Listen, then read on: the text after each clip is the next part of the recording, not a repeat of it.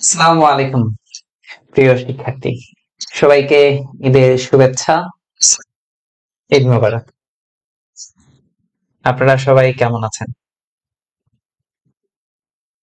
সবাই কেমন আছেন আপনারা?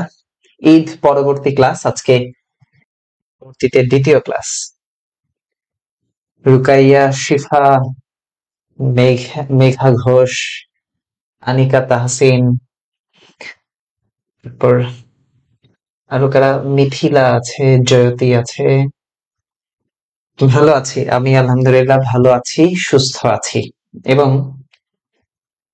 কারেন্টের এখানে খুবই প্রবলেম। হ্যাঁ, অনেক জায়গায় যারা সিলেট অঞ্চলে আছেন বা অন্যান্য জায়গায় অঞ্চল, সবার খুব আহ, বাজে সময় কাটছে। সিলেট সিলেট অঞ্চলের জন্য অনেক অনেক দোয়া ভাই। সিলেট অঞ্চলের ইতিমধ্যে এইচএসসি 24 ব্যাচের পরীক্ষা স্থগিত ঘোষণা করা হয়েছে। হ্যাঁ, এইচএসসি 24 ব্যাচের পরীক্ষা ইতিমধ্যে স্থগিত ঘোষণা করা হয়েছে 8 জুলাই পর্যন্ত। যারা আছেন মোটামুটি আমি যতটুকু শুনেছি 8 জুলাই পর্যন্ত এইচএসসি 24 ব্যাচের পরীক্ষা শুধুমাত্র সিলেট অঞ্চলে স্থগিত ঘোষণা করা হয়েছে। কাজে অন্যান্য বিভাগে কিন্তু 30 তারিখ থেকে পরীক্ষা শুরু হবে। আচ্ছা, তো কাজে এই সিলেট অঞ্চলের যে সকল শিক্ষার্থী আছেন, মানুষ আছেন, তাদের জন্য অনেক অনেক দোয়া ভাই। আপনারা নিজেরা একটু দোয়া করবেন যেন যেন খুব দ্রুত যেন এই অঞ্চলের মানুষজনের বন্যা, পানি এগুলো কমে যায়। হ্যাঁ, আমি দেখেছি যে একদম একটা বিল্ডিং এর একতলা পর্যন্ত ডুবে গেছে, একটা বিল্ডিং এর সিঁড়ি পর্যন্ত ডুবে গেছে, খাট পালং সব ভাসছে। এটা আসলে অনেকটা ভয়াবহ অবস্থা। আমরা 2022 সালের দিকে দেখেছিলাম যে সিলেটের বন্যা পরিস্থিতিটা কতটা ভয়াবহ হয়েছিল, এবং সেই বন্যা পরিস্থিতি সামাল দেওয়ার জন্য সর্বস্তরের মানুষ কিন্তু এগিয়ে এসেছে। আমাদের এডটেক প্ল্যাটফর্ম গুলো, অনেক অনেক ভালো ভালো প্ল্যাটফর্ম, যারা আমরা এগিয়ে গিয়েছিলাম।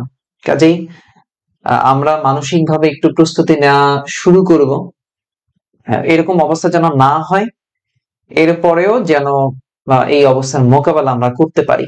এটা একটা সতর্কতা। 2 নম্বর সতর্কতা হচ্ছে, বর্তমান সময়ে, সাম্প্রতিক সময়ে আপনারা দেখেছেন যে রাসেল ভাইপার, হ্যাঁ, সাপ, এই সাপের উপদ্রব অনেক বেড়েছে। যারা গ্রামে থাকেন বা একটু অঞ্চলগুলোতে থাকেন, কাজে এই রাসেল ভাইপার, এই সাপ যখনই আপনি দেখবেন একটু চেষ্টা করবেন এটাকে, বর্তমান সময় দেখছি মেরে ফেলার কথা বলছে, তো এটা মেরে ফেলার চেষ্টা করবেন, খুবই বিষাক্ত। আর একই সাথে আপনি একটু নিজে উদ্যোগী হয়ে, হ্যাঁ, সচেতন ব্যক্তি হিসেবে আপনি একটু দেখে নেবেন ইউটিউব থেকে যে সাপে কোনো মানুষকে যদি কামড় দেয় তাহলে আপনার ফার্স্ট এইডটা কি। হ্যাঁ, ফার্স্ট এইডটা কি দিতে হয়, প্রাথমিক চিকিৎসা কি দিতে হয়, প্রাথমিক যে চিকিৎসা আছে সে চিকিৎসাটা কি করতে হয়, এটা আপনি একটু দেখে নেবেন। হ্যাঁ, অনেকে শুধু ভাবেন যে যেখানে কেটেছে বা সাপে কামড় দিয়েছে সেখানে বেঁধে দিব, বাঁধলে আসলে কিছু হয় না। হ্যাঁ, এটা মানুষের একটা ভ্রান্ত ধারণা। মেডিকেল যেটা বলে যে বাঁধলে আসলে আমাদের যে মাসেল, সেই মাসেল পর্যন্ত ওটা যে হয় না। কাজে একটু আপনি ফার্স্ট এইডটা দেখে নেবেন, এটা নিজের ব্যক্তি হিসেবে দেখে নেবেন। আচ্ছা, এগুলো ছিল একজন শিক্ষার্থী বা একজন শিক্ষক হিসেবে আমার যে যতটুকু বলার, আমি এই কথাগুলো একটু বললাম সচেতন হিসেবে, সামাজিক সচেতনতামূলক কথা। আমাদের পড়াশোনার কি অবস্থা আমরা একটু দেখি। যারা যারা আছেন, পড়াশোনা কেমন? গলা অব্দি পানি টাউনে, হ্যাঁ আমি শুনেছি গলা অব্দি পানি। সিলেটে প্রচুর বৃষ্টি হচ্ছে। আচ্ছা, এই যে সিলেট বৃষ্টি হচ্ছে, ভৌগোলিক অবস্থানে কিন্তু প্রশ্ন হতে পারে। প্রচন্ড বৃষ্টিপাতের অঞ্চল, বৃষ্টিপাত মাপার যন্ত্রটা কি? হ্যাঁ, বৃষ্টি মাপার যে যন্ত্র, এরকম প্রশ্ন হতে পারে কিন্তু। ফার্স্ট এইড বললাম, এই প্রশ্নটাও চলে আসতে পারে যে ফার্স্ট এইড বলতে কি বোঝায়, বাংলা এটা কি? প্রাথমিক চিকিৎসা হয় কিন্তু প্রশ্ন। হ্যাঁ, বিজ্ঞানের মধ্যে, ভূগোলের মধ্যে হয়, বৃষ্টিপাতের স্থান, এগুলো নিয়ে। আচ্ছা, আমরা আমরা ধারাবাহিক ক্লাস করছিলাম। আজকে আন্তর্জাতিক বিষয়াবলী লেকচার, আন্তর্জাতিক বিষয়াবলী আমার নোট খাতা যেখানে আছে সেখানে একটু বের করেন। এটা ফ্রি ক্লাস হচ্ছে। আন্তর্জাতিক বিষয়গুলি লেকচার আজকে 4, লেকচার কত 4। আমরা লেকচার 1, 2 এই দুইটা লেকচারের মধ্যে দক্ষিণ এশিয়া, দক্ষিণ পূর্ব এশিয়া আলোচনা করেছে, এবং এই দক্ষিণ এশিয়া এবং দক্ষিণ পূর্ব এশিয়ার যে প্রশ্ন সলভ ক্লাস সেটা আমরা আলোচনা করেছি লেকচার 3-এ, যেটা প্রশ্ন সলভ ছিল। এবং আজকে লেকচার 4, এই লেকচার 4-এ আমরা এশিয়া মহাদেশের আরেকটি অঞ্চল নিয়ে আলোচনা করব। আমরা জানি যে এই যে এশিয়া মহাদেশে অনেকগুলো অঞ্চল আছে, এর মধ্যে আমরা জানি যে এশিয়া মহাদেশে 5টা অঞ্চল আছে, এটা আমরা জানি। তো এই 5টা অঞ্চলের মধ্যে আমি দক্ষিণ এশিয়া নিয়ে আলোচনা করেছি ইতিমধ্যে, আপনাদের নোট খাতা দেখেন। যদি কেউ ক্লাস করে না থাকেন তাহলে আমাদের যে ইউটিউব চ্যানেল আছে, আমাদের ইউটিউব চ্যানেলের নাম হলো অর্ণব স্যার, হ্যাঁ এই নামে আপনি পাবেন। সেখানে গেলেও আপনি ইউটিউবে আপলোড করা আছে লেকচার গুলো, কাজে একটু লেকচার দেখে নিতে পারবেন, 2x জুম দিয়েও দেখে নিতে পারবেন। আমাদের এখন থেকে প্রতি ক্লাস আমরা ইউটিউবে আপলোড করে দিব, ফেসবুক ক্লাসগুলো। আমরা দক্ষিণ এশিয়া নিয়ে আলোচনা করেছি, এখানে 8টি দেশ ছিল, বিস্তারিত আলোচনা করেছি। তারপর আমরা দক্ষিণ পূর্ব এশিয়া নিয়ে আলোচনা করেছি, দক্ষিণ পূর্ব এশিয়া, এখানে 11টি দেশ নিয়ে আলোচনা করেছি। আজকে এখন আমরা একটু আলোচনা করব দূরপ্রাচ্য নিয়ে, দূরপ্রাচ্য ফ্রি ক্লাস, আন্তর্জাতিক ফ্রি ক্লাস। ওকে, আমাকে একটু কমেন্টে জানাবেন যে দূরপ্রাচ্যের দেশ কোনটা, দূরপ্রাচ্যের দেশ একটু আমাকে কমেন্টে জানান যে দূরপ্রাচ্যের দেশ কয়টা। দূরপ্রাচ্য যেটাকে আমরা ফার ইস্ট বলি, ফার ইস্ট, এই যে ফার ইস্টের দেশ কয়টা, দূরপ্রাচ্যের দেশ কয়টা, 5টা। দূরপ্রাচ্যের দেশ কয়টা, 5টা। পরীক্ষা এটা আসবে না যে দূরপ্রাচ্যের দেশ কয়টা, 5টা, আমি জানার জন্য বললাম। তো এই দূরপ্রাচ্যের দেশ 5টা দেশ, এটা মনে রাখার একটা টেকনিক আছে। আমি ম্যাপও দেখাবো আপনাকে, মনে রাখার টেকনিকও বলবো। যেমন কাঁচা জাম বলে, কি বললাম, কাঁচা জাম, কি জাম, কাঁচা জাম। জাম কেমন, কাঁচা। তাহলে দেখেন কাঁচা জাম, কি জাম, কাঁচা জাম। জাম কেমন, কাঁচা। জাম কেমন, কাঁচা। এই যে কা বললাম, এই কা থেকে হচ্ছে 2 কোরিয়া, এই কা থেকে কি কোরিয়া, 2 কোরিয়া, 2 কোরিয়া, 2 কোরিয়া, কা থেকে হলো 2 কোরিয়া, অর্থাৎ উত্তর কোরিয়া অপরদিকে হলো দক্ষিণ কোরিয়া, উত্তর কোরিয়া, দক্ষিণ কোরিয়া, উত্তর কোরিয়া, দক্ষিণ কোরিয়া, কাঁচা জাম। আচ্ছা, এই যে চা, এই চা থেকে হলো চীন, চা থেকে কি, চীন। তাহলে 2 কোরিয়া, চীন। এরপর আসেন জাপান, এই জ থেকে হলো জাপান, জ থেকে জাপান, এই ম থেকে হচ্ছে মঙ্গোলিয়া, ম থেকে কি, মঙ্গোলিয়া। তাহলে দেখেন 2 কোরিয়া, চীন, জাপান, মঙ্গোলিয়া, 2 কোরিয়া, চীন, জাপান, মঙ্গোলিয়া, 2 কোরিয়া, চীন, জাপান, মঙ্গোলিয়া, 2 কোরিয়া, চীন, জাপান, মঙ্গোলিয়া, 2 কোরিয়া, চীন, জাপান, মঙ্গোলিয়া, 2 কোরিয়া, চীন, জাপান, মঙ্গোলিয়া, 2 কোরিয়া, চীন, জাপান, মঙ্গোলিয়া। আমার সাথে একটু বলেন, 2 কোরিয়া, চীন, জাপান, মঙ্গোলিয়া, উত্তর কোরিয়া, দক্ষিণ কোরিয়া, চীন, জাপান, মঙ্গোলিয়া। এভাবে একটু ছন্দ করে পড়বেন। 2 কোরিয়া, চীন, জাপান, মঙ্গোলিয়া, 2 কোরিয়া, চীন, জাপান, মঙ্গোলিয়া, কাঁচা জাম, কাঁচা জাম। উত্তর কোরিয়া, দক্ষিণ কোরিয়া, চীন, জাপান, মঙ্গোলিয়া, উত্তর কোরিয়া, দক্ষিণ কোরিয়া, চীন, জাপান, মঙ্গোলিয়া। তাহলে দক্ষিণ এশিয়ার দেশ হচ্ছে 8টা। নেপাল এমবিবিএস পড়ে, নেপাল, ইন্ডিয়া, পাকিস্তান, আফগানিস্তান, মালদ্বীপ, ভুটান, বাংলাদেশ, শ্রীলঙ্কা। দক্ষিণ পূর্ব এশিয়ার দেশ হচ্ছে 11টা। এমটিভিতে ফাইল দেখলে বিসিএস হয় না, এমটিভিতে ফাইল দেখলে বিসিএস হয় না।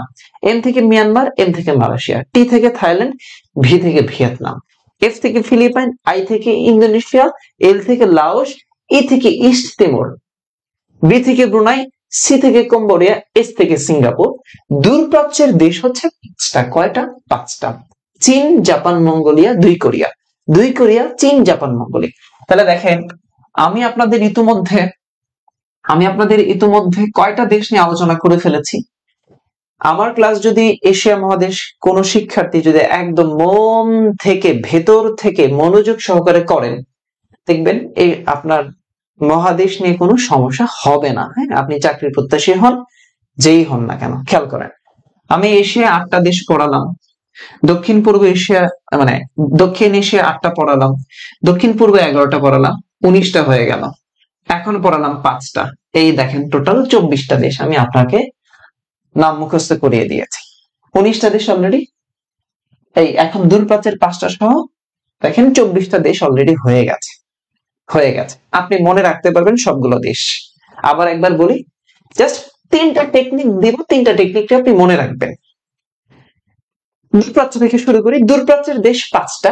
কাঁচা জাম: উত্তর কোরিয়া, দক্ষিণ কোরিয়া, চীন, জাপান, মঙ্গোলিয়া। উত্তর কোরিয়া, দক্ষিণ কোরিয়া, চীন, জাপান, মঙ্গোলিয়া। উত্তর কোরিয়া, দক্ষিণ কোরিয়া, চীন, জাপান, মঙ্গোলিয়া। উত্তর কোরিয়া, দক্ষিণ কোরিয়া, চীন, জাপান, মঙ্গোলিয়া।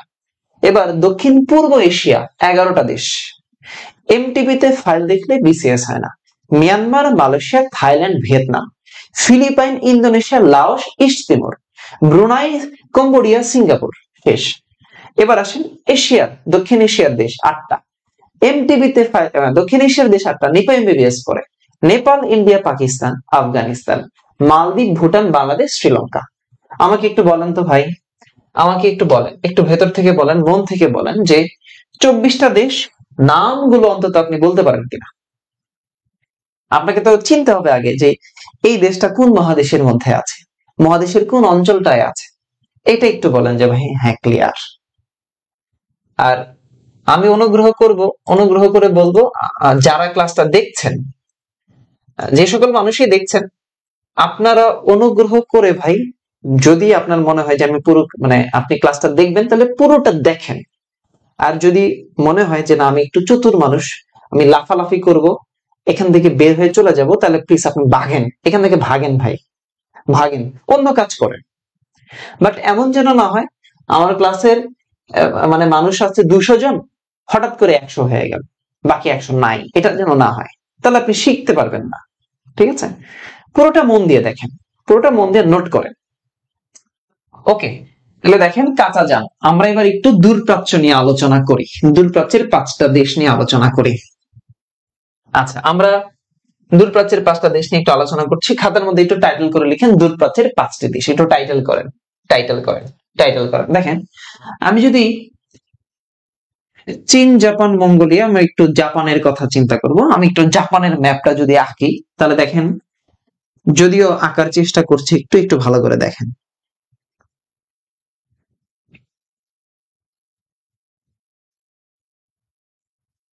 এই যে দেখতে অনেকটা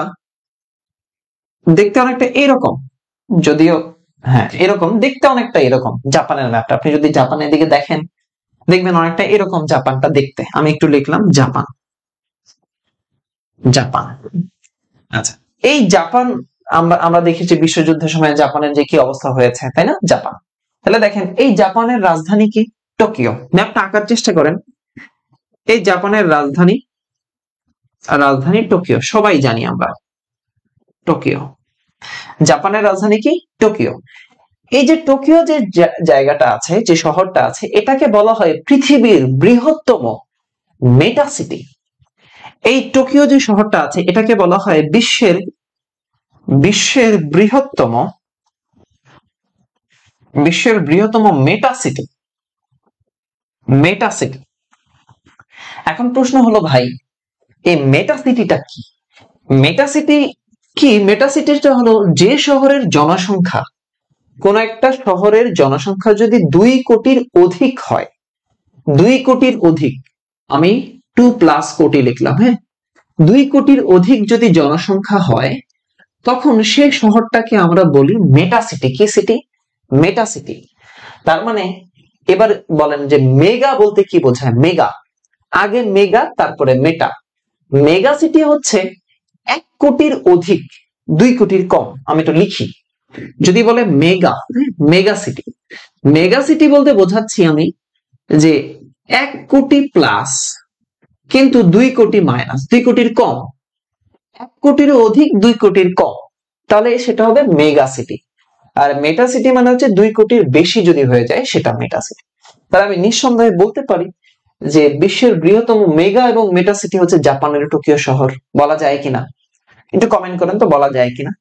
এখন আপনাকে যদি প্রশ্ন করি যে বাংলাদেশের বৃহত্তম মেগা সিটি এবং মেটা সিটি কোনটা, এবার আমাকে বলেন বাংলাদেশের বৃহত্তম মেগা সিটি, মেটা সিটি কোনটা? বাংলাদেশের বৃহত্তম মেগা সিটি এবং মেটা সিটি কোনটা? সবাই একটু কমেন্ট করেন, বাংলাদেশের বৃহত্তম মেগা সিটি, মেটা সিটি কোনটা?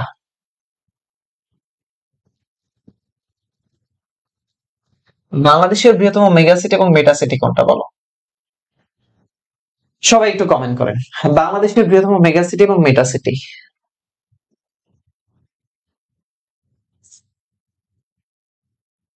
বাংলাদেশের বৃহত্তম মেগা সিটি এবং মেটা সিটি।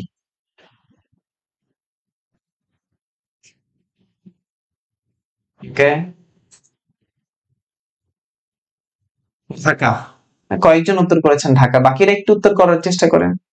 যে মানুষগুলো দেখছেন একটু চেষ্টা করেন উত্তর করার। আল্লাহ আপনাদেরকে একটু হেদায়েত দিক, একটু উত্তর করেন, একটু কমেন্ট করেন।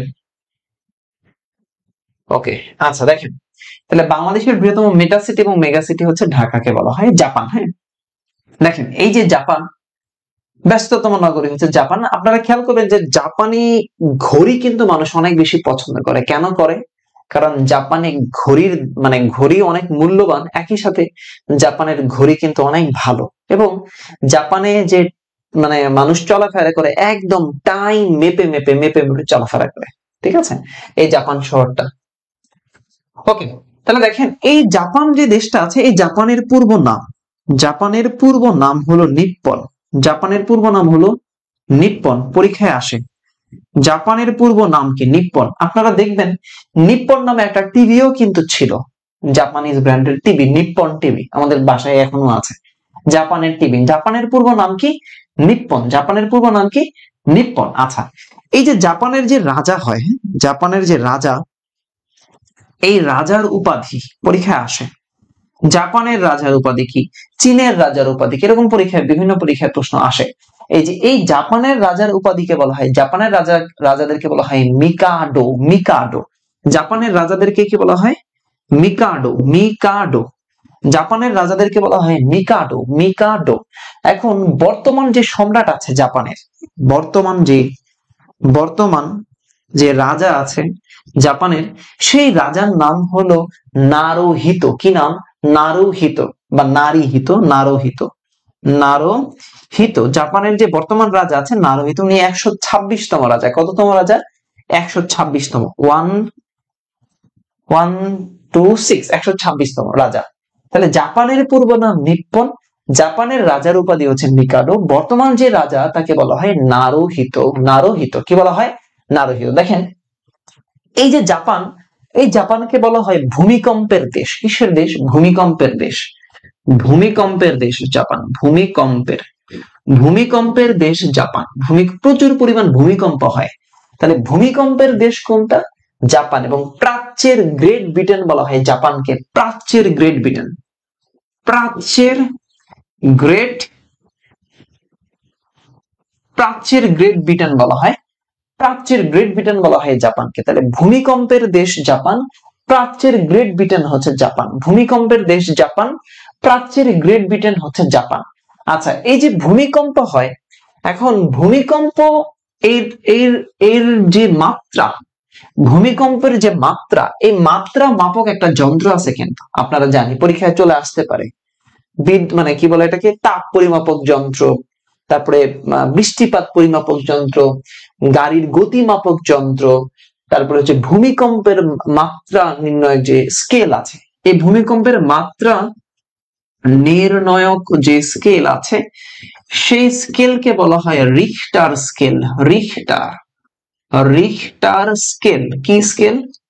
রিখটার স্কেল বলা হয়। রিখটার স্কেল ভূমিকম্পের মাত্রা নির্ণয় করে যে স্কেল দিয়ে, তার নাম হচ্ছে রিখটার স্কেল। ভূমিকম্পের মাত্রা, কয় মাত্রা ভূমিকম্প হয়েছে? 6 মাত্রা, 7 মাত্রা, 8 মাত্রা। হ্যাঁ, এটাকে বলা হয় রিখটার স্কেল। ওকে, জাপানের প্রযুক্তি অনেক ভালো। আচ্ছা, একজন কমেন্ট করছে জাপানের প্রযুক্তি অনেক ভালো। ওকে, রিখটার স্কেল। আচ্ছা আচ্ছা, এবার আমাকে বলেন তো ভূমিকম্পের মাত্রার আরেকটা যন্ত্র আছে, তার নাম কি? রিখটার স্কেল ছাড়াও আরেকটা যন্ত্র আছে, তার নাম কি? সিসমোগ্রাফ। এটা লিখে রাখতে পারেন, ভূমিকম্প মাপার যন্ত্র নাম হচ্ছে সিসমোগ্রাফ। সিসমোগ্রাফ। সিসমোগ্রাফ স্কেল হচ্ছে রিক্টার স্কেল, আর একটা যন্ত্র নাম হচ্ছে সিসমোগ্রাফ। সিসমোগ্রাফ। তাহলে ভূমিকম্পের দেশ হচ্ছে জাপান, প্রাচ্যের গ্রেট ব্রিটেন জাপান, জাপানের পূর্ব নাম নিপ্পন, রাজার উপাধি মিকাদো, বর্তমান রাজা হচ্ছে নারুহিতো। নারুহিতো। দেখেন আপনারা খেয়াল করেছেন কি একবার বাংলাদেশের দিকে একটু চিন্তা করেন, আপনি ঢাকা শহরের দিকে চিন্তা করেন, দেখেন বাংলাদেশের যত গাড়ি আছে, টয়োটা, হ্যারিয়ার, এক্স করোলা, এইটা ওটা, প্রাইভেট কার বিশেষ করে, এর বেশিরভাগ কি কিন্তু জাপানিজ ব্র্যান্ডের। খেয়াল করেছেন কি এটা কখনো? জাপান হলো, জাপানের একটা বাজার বাংলাদেশ, চিন্তা করেন গাড়ির একটা বিশাল বাজার। কিন্তু আপনি গাড়ির কথা আপনার মাথায় আসলে প্রথমে আসবে যে আমি একটু প্রিমিয় কিনি, তাহলে প্রিমিয় গাড়ি জাপানিজ ব্র্যান্ডের গাড়ি। আপনার কথা চিন্তা আসবে সিএচআর কিনি, জাপানিজ ব্র্যান্ডের গাড়ি। আপনার মনে হবে যে হ্যারিয়ার গাড়িটা খুব সুন্দর, জাপানিজ ব্র্যান্ডের গাড়ি। অর্থাৎ বাংলাদেশে যে মানুষজন প্রাইভেট কার ব্যবহার করে বা পার্সোনাল যে গাড়িগুলো ব্যবহার করে, এর বেশিরভাগই কিন্তু জাপানিজ ব্র্যান্ডের। জাপান একটা বিশাল বাজার দখল করে রেখেছে বাংলাদেশে।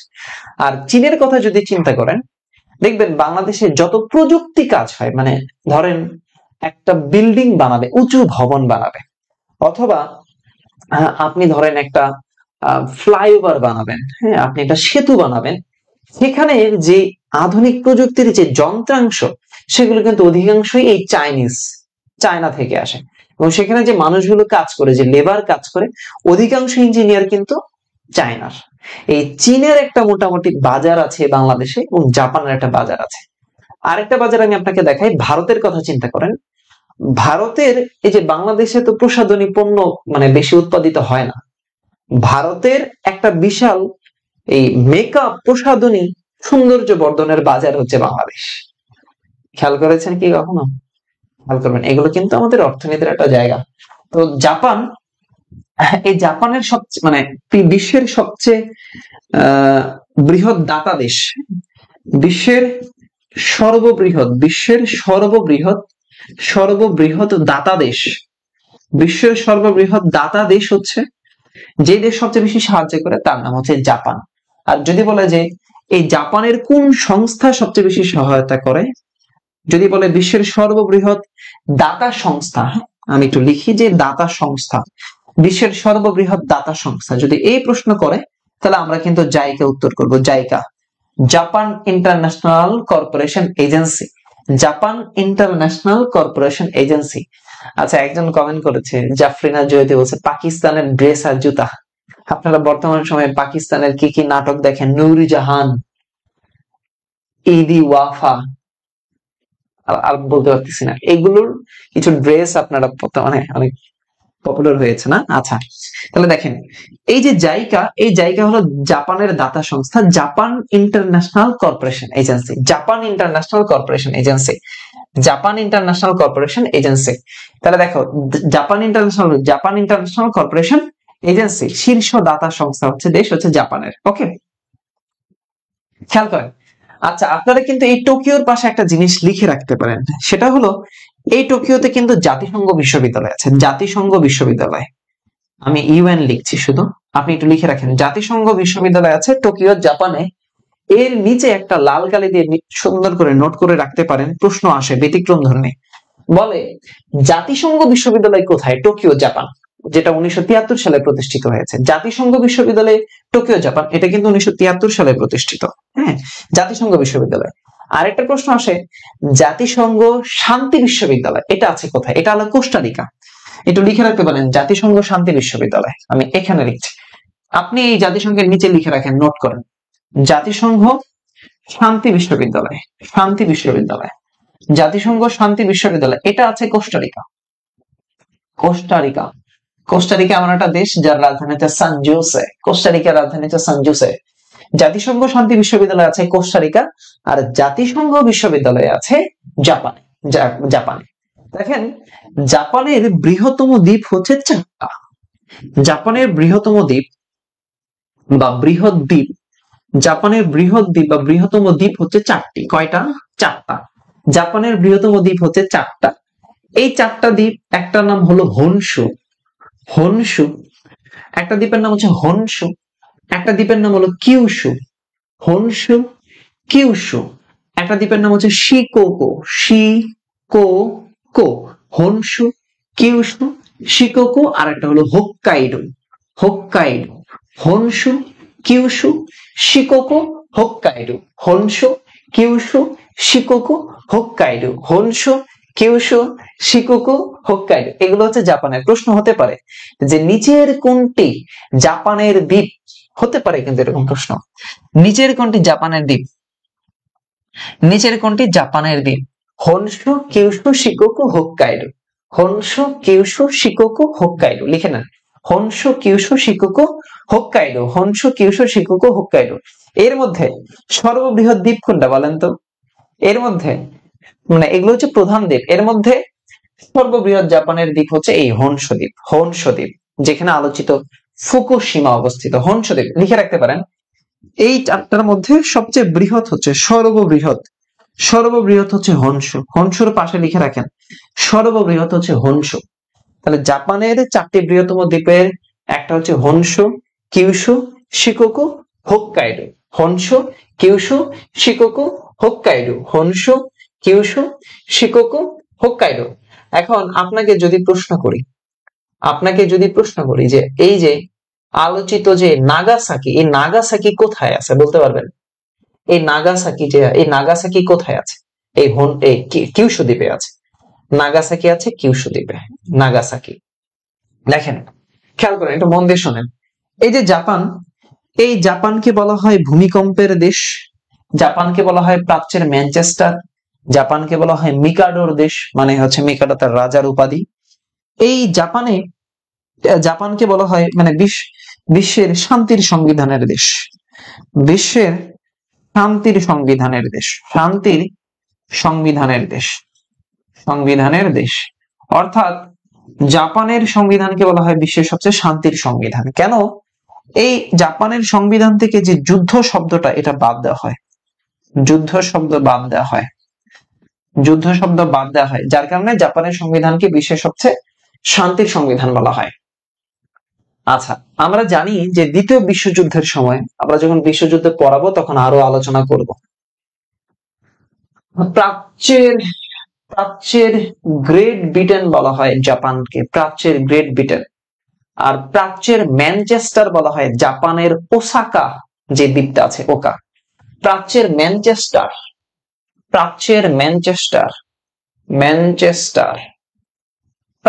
ম্যানচেস্টার বলা হয় জাপানের ওসাকাকে, ওসাকা যে দ্বীপটা আছে জাপানের ওসাকা। প্রাচ্যের ম্যানচেস্টার।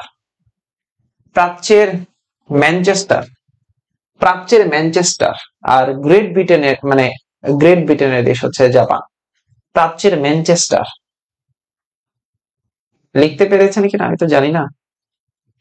হ্যাঁ, দন্তন্য হবে, প্রাচ্যের ম্যানচেস্টার।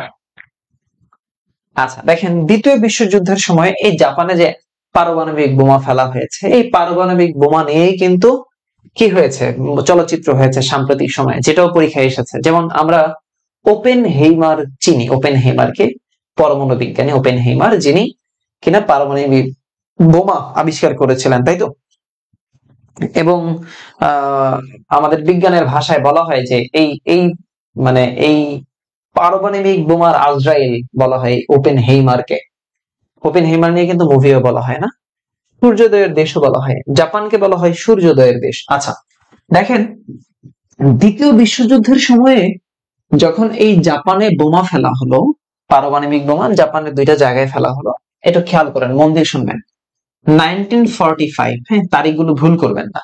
1945-এ একটা হলো 6 তারিখ আর একটা হচ্ছে 9 তারিখ, আগস্ট মাসে, 6 আগস্ট এবং 9 আগস্ট। আমরা আজানের বিরতি দিব, জাস্ট এ মিনিট, আজানের বিরতি দিব, নামাজের বিরতি দিব। 1945 সালের 6 আগস্ট এবং 9 আগস্ট এই জাপানের দুইটা জায়গায় বোমা ফেলা হয়। তো এই বোমা ফেলা, আমি একটু লিখি যে বোমা ফেলা হয় দ্বিতীয় বিশ্বযুদ্ধকালীন সময়ে। এই যে বোমাটা ফেলা হলো, এই বোমা ফেলার নির্দেশ দিয়েছেন কে জানেন? নির্দেশ দেয় মার্কিন 32তম প্রেসিডেন্ট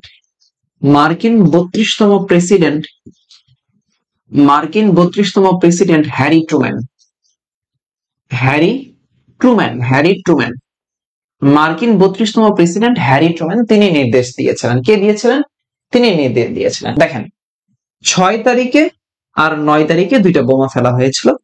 এই 6 তারিখে যে বোমাটা ফেলা হলো, সেই বোমাটার নাম হচ্ছে লিটল বয়। 6 তারিখে বোমা ফেলা হলো লিটল বয়, আর 9 তারিখে বোমা ফেলা হলো ফ্যাটম্যান। দেখেন, মনে রাখবেন যেভাবে 6 সংখ্যাটা হচ্ছে ছোট, তাহলে লিটল, 6 ছোট লিটল, 6 ছোট লিটল, 9 বড় ফ্যাট, 6 ছোট লিটল, 9 বড় ফ্যাট। তাহলে এই লিটল বয় কেমন? লিটল বয় হচ্ছে হিরো। লিটল বয় কেমন? লিটল হচ্ছে হিরো। তাহলে হিরোশিমায়, এই হিরোশিমাতে ফেলা হয়েছে লিটল বয় 6 তারিখে, আর এই নাগাসাকিতে ফেলা হয়েছে, এই নাগাসাকিতে ফেলা হয়েছে ফ্যাটম্যান। নাগাসাকিতে কি ফেলা হয়েছে? ফ্যাটম্যান। লিটল বয় এবং ফ্যাটম্যান, লিটল বয় এবং ফ্যাটম্যান। তাহলে লিটল মানে ছোট 6, little hero, little little hero, little hero, little কি? হিরো। তাহলে লিটল বয় 6 তারিখ, ফ্যাটম্যান 9 তারিখ। Little Nagasaki, little Hiroshima, fat man Nagasaki. Fat man কি? নাগাসাকি। এই যে নাগাসাকিতে যে বোমাটা ফেলা হলো, এই নাগাসাকিতে কিন্তু একটা ভাস্কর্য আছে, নাম হলো statue of piece. Statue of piece, statue of piece লিখে রাখেন। Statue of piece, PEACE, statue of piece. এই স্ট্যাচু অফ পিস নিয়ে মানুষের মধ্যে কনফিউশন আছে, কারণ সেটা আবার উত্তর কোরিয়ার একটা জায়গা, সেখানে স্ট্যাচু অফ পিস আছে। বাট একটু ভালো করে অপশনে দেখে অ্যান্সার করতে হবে যে কোনটা আসলে চাচ্ছে। Statue of piece Nagasaki. Statue of piece কোথায় আছে? নাগাসাকিতে আছে। আচ্ছা, আমরা একটু নামাজের বিরতি দিতে চাই, আমরা একটু নামাজের বিরতি দিব। আমরা 5টা 15তে ক্লাসটা আবার শুরু করতে চাই। 5টা 15তে, হ্যাঁ, আমরা 5টা 15তে ক্লাসটা শুরু করব। আমি একটু মাঝখানে মুছে একটু লিখে দেই যে নামাজের বিরতি, আমরা জাস্ট 5টা 15তে আবার শুরু করব। নামাজের বিরতি, নামাজের বিরতি ঠিক 5টা 15তে শুরু হবে, হ্যাঁ, শুরু করব ইনশাআল্লাহ।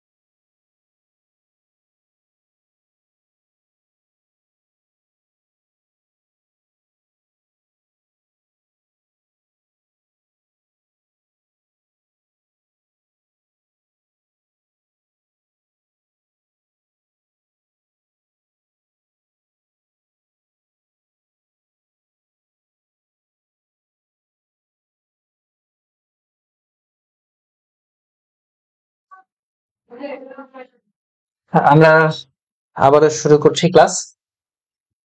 যারা যুক্ত হয়েছেন আছেন। ওকে, জাপান নিয়ে কথা বলছিলাম মাঝের বিরতির পরে। আমরা আবার একটু শুরু করি।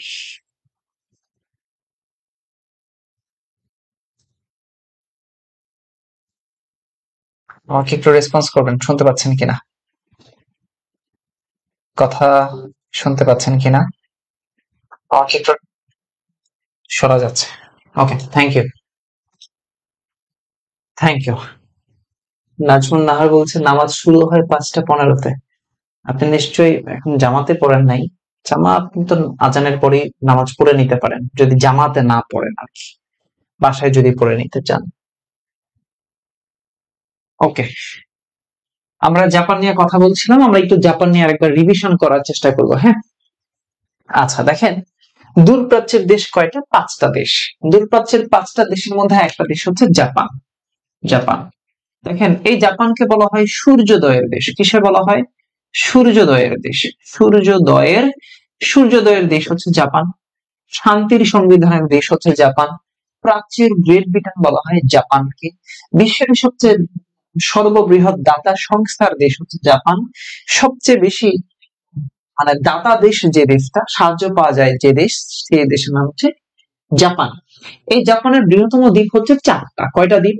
4টা। হনশু, Kyushu, Shikoku, Hokkaido. Honshu, Kyushu, Shikoku, Hokkaido. Honshu, Kyushu, Shikoku, Hokkaido. এর মধ্যে জাপানের যে হনশু দ্বীপ আছে, এই যে হনশু দ্বীপটা, এটা হচ্ছে সর্ববৃহৎ দ্বীপ। কি দ্বীপ? সর্ববৃহৎ দ্বীপ। কোন দ্বীপ? সর্ববৃহৎ দ্বীপ।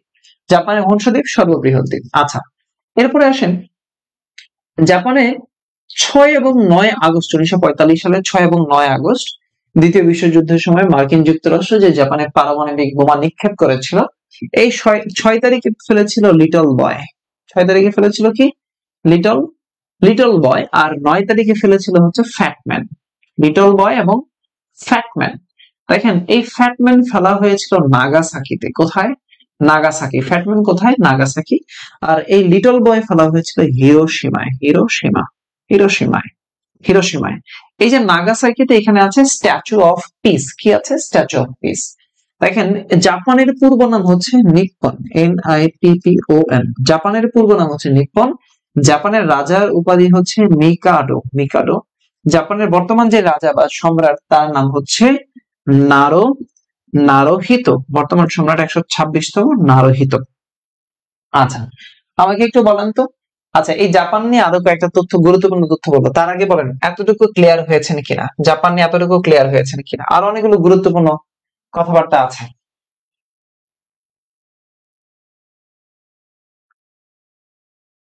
সবাই একটু বলেন জাপান ক্লিয়ার কিনা,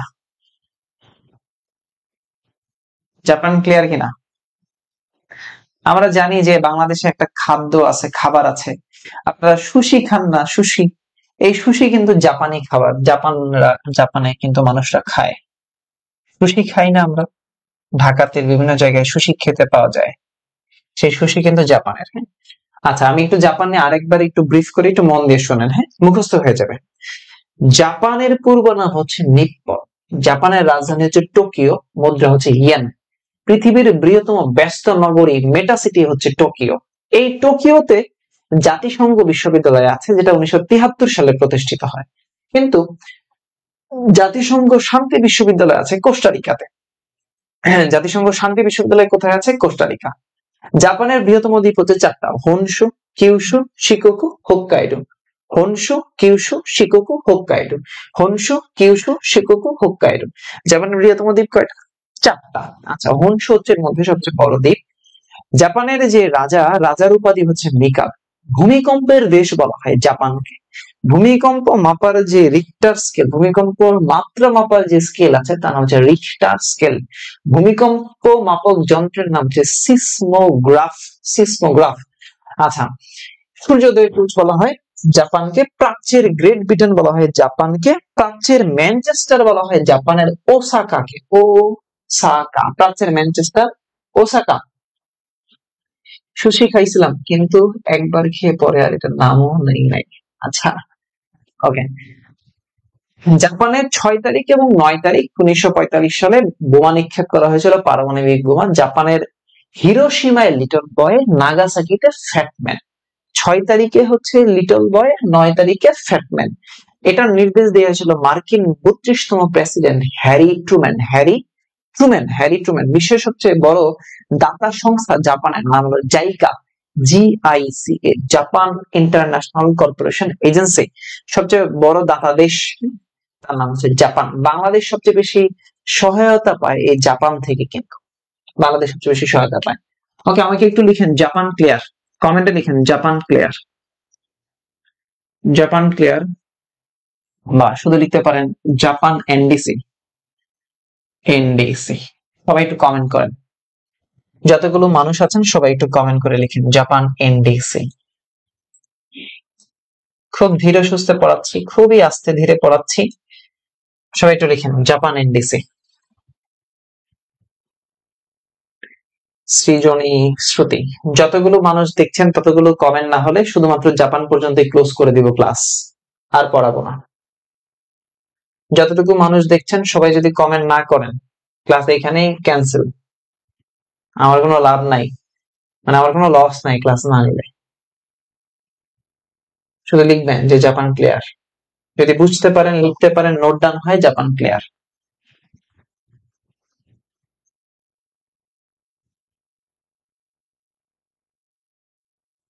ভাইয়া পরের বার ক্লিয়ার হবে না, তা হয় না কখনো। ওকে, মাইশাতুল জান্নাত।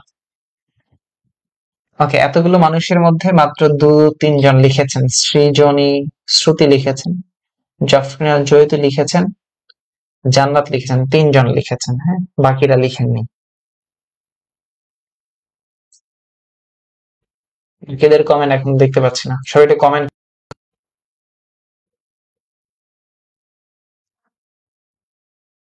সবাই একটু কমেন্ট করেন, রেসপন্স করেন।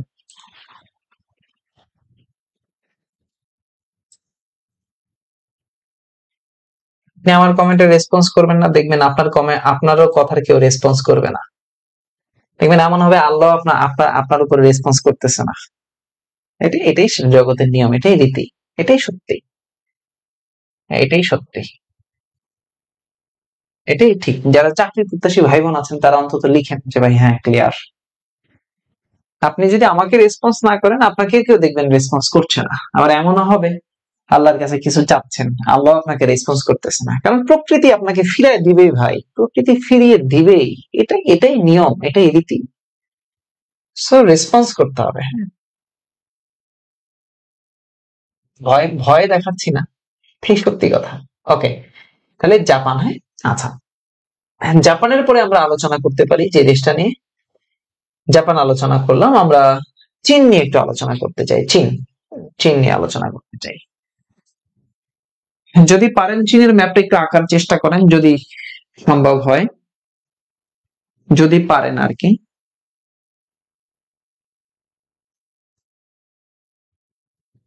যদি একটু পারেন তাহলে চীনের ম্যাপটা একটু আঁকার চেষ্টা করেন। দেখতে অনেকটা এরকম, চীন দেখতে অনেকটা এরকম। এর পাশেই আছে, এখানে একটা জায়গা আছে, এখানে একটা ভূখণ্ড আছে, তার নাম হচ্ছে মঙ্গোলিয়া। এটা হচ্ছে চীন, জাপান, মঙ্গোলিয়া, আর এটা হচ্ছে চীন। চীন, আমি একটু এই চীনের বিষয় অনেকগুলো কিছু নিয়ে আলোচনা করব। চীন, একটু আগে ম্যাপটা আঁকেন। চীন, এই চীনের রাজধানী হচ্ছে বেইজিং। বেইজিং, চীন বেইজিং, চীনের রাজধানী হচ্ছে বেইজিং। একটু আগে আঁকেন, ম্যাপটা আঁকেন, ম্যাপটা এঁকে আমাকে একটু জানান, আমি আলোচনা করছি। চীন ক্লিয়ার ভাইয়া, থ্যাংক ইউ। চীন, আচ্ছা দেখেন, চীন নিয়ে আলোচনা করেন। হ্যাঁ হ্যাঁ, চীন নিয়ে আলোচনা করছি, চীন নিয়ে অনেক বিস্তারিত আলোচনা করবো ভাই। ওকে,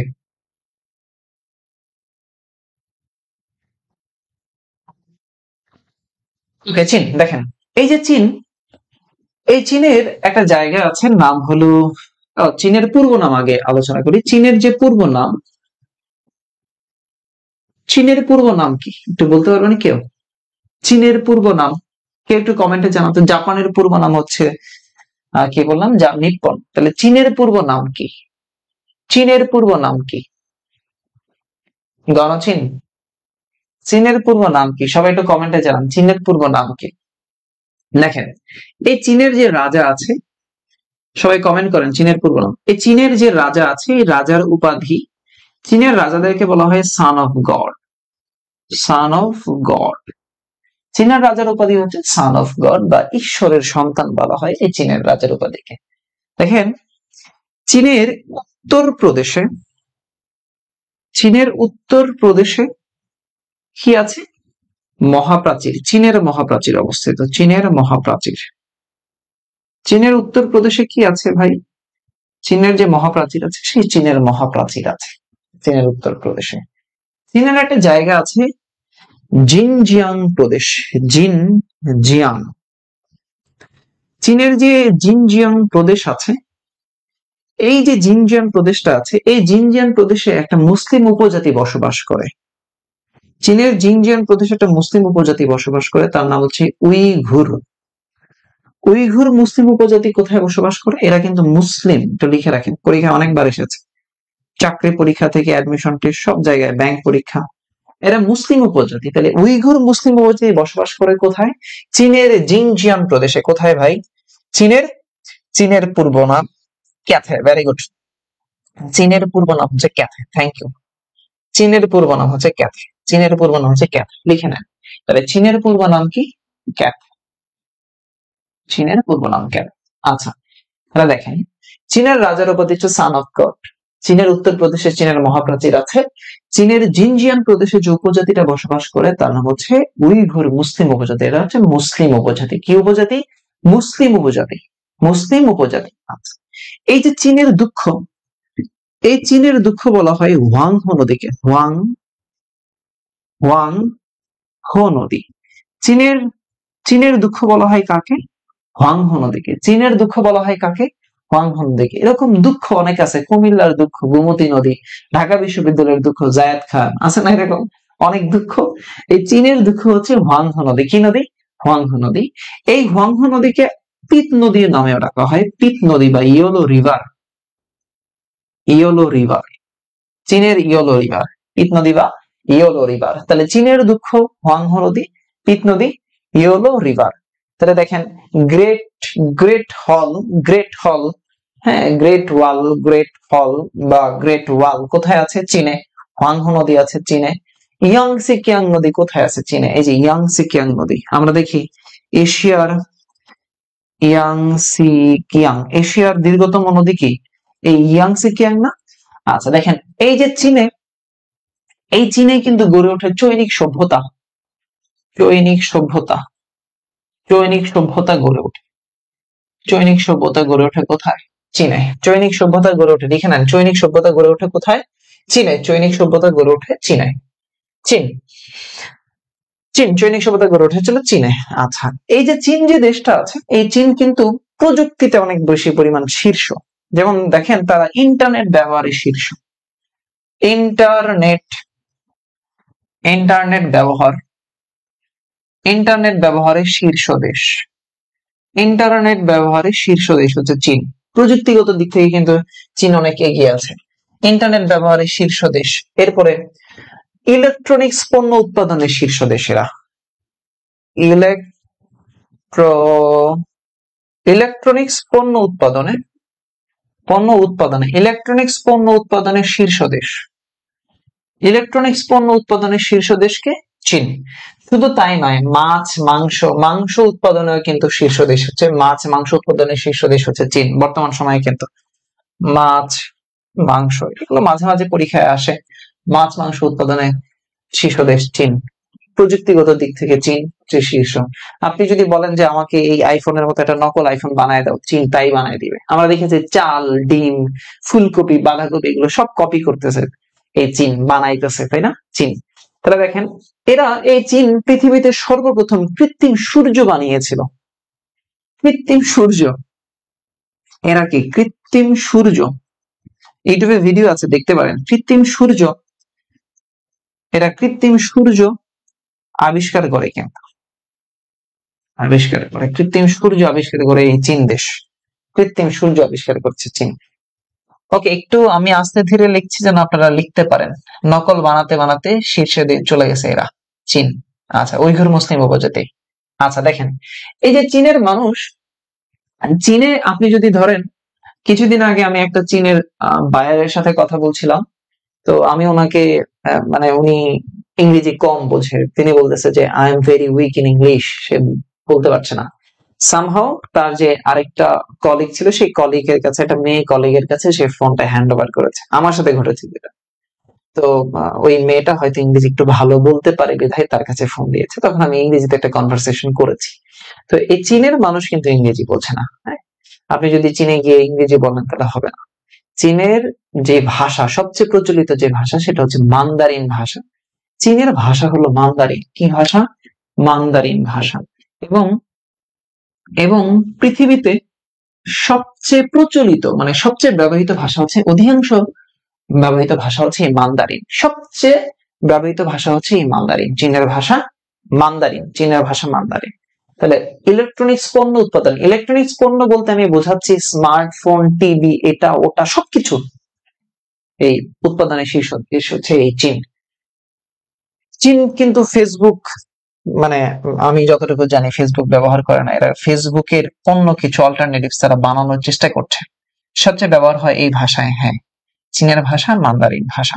আচ্ছা দেখেন, একটা কথা একটু বলে রাখি এখানে, সেটা হচ্ছে এই যে ইলেকট্রনিক্স পণ্য উৎপাদন তো তারা করে একই সাথে, এই জন্য বলা হয় যে বিশ্বের ইলেকট্রনিক্স এর বজ্রাগারের দেশ, ইলেকট্রনিক্স বজ্রাগারের দেশ হচ্ছে চীন। ইলেকট্রনিক্স পণ্য তো তারা উৎপাদন করেই একই সাথে, এই জন্যই একে বলা হয় যে ইলেকট্রনিক্স বজ্রাগারের দেশ হচ্ছে, লিখে রাখতে পারেন, ইলেকট্রনিক্স বজ্রাগারের দেশ। ইলেকট্রনিক্স ইলেকট্রনিক্স বজ্রাগারের দেশ, বজ্রাগারের দেশ, ইলেকট্রনিক্স বজ্রাগারের দেশ হচ্ছে চীন। তাহলে কি কি বললাম? স্মার্টফোন ব্যবহারের শীর্ষ দিন, ইলেকট্রনিক্স পণ্য উৎপাদনের শীর্ষ দেশ হচ্ছে চীন, ইলেকট্রনিক্স এর বজ্রাগারের দেশ হচ্ছে চীন, ইন্টারনেট ব্যবহারের শীর্ষ দেশ চীন, চীনের ভাষা হচ্ছে মান্দারিন, চৈনিক সভ্যতা গড়ে ওঠে মান্দারিনে। গ্রেট গ্রেট হল গ্রেট হল গ্রেট হল গ্রেট ওয়াল কোথায় আছে? চীনে আছে। চীনের মহাপ্রাচীর, চীনের রাজার উপাধি সান অফ গড, চীনের পূর্ব নাম হচ্ছে ক্যাথে, চীনের পূর্ব নাম ক্যাথে। চীনের জিনজিয়াং প্রদেশে একটা মুসলিম উপজাতি বসবাস করে, হ্যাঁ, উইঘুর মুসলিম উপজাতি। চীনের দুঃখ হোয়াংহো নদী, ইয়াংসি কিয়াং নদী হচ্ছে এশিয়ার মধ্যে দীর্ঘতম নদী। কৃত্রিম সূর্য আবিষ্কার করেছে কারা? এই চীনরা, কৃত্রিম সূর্য।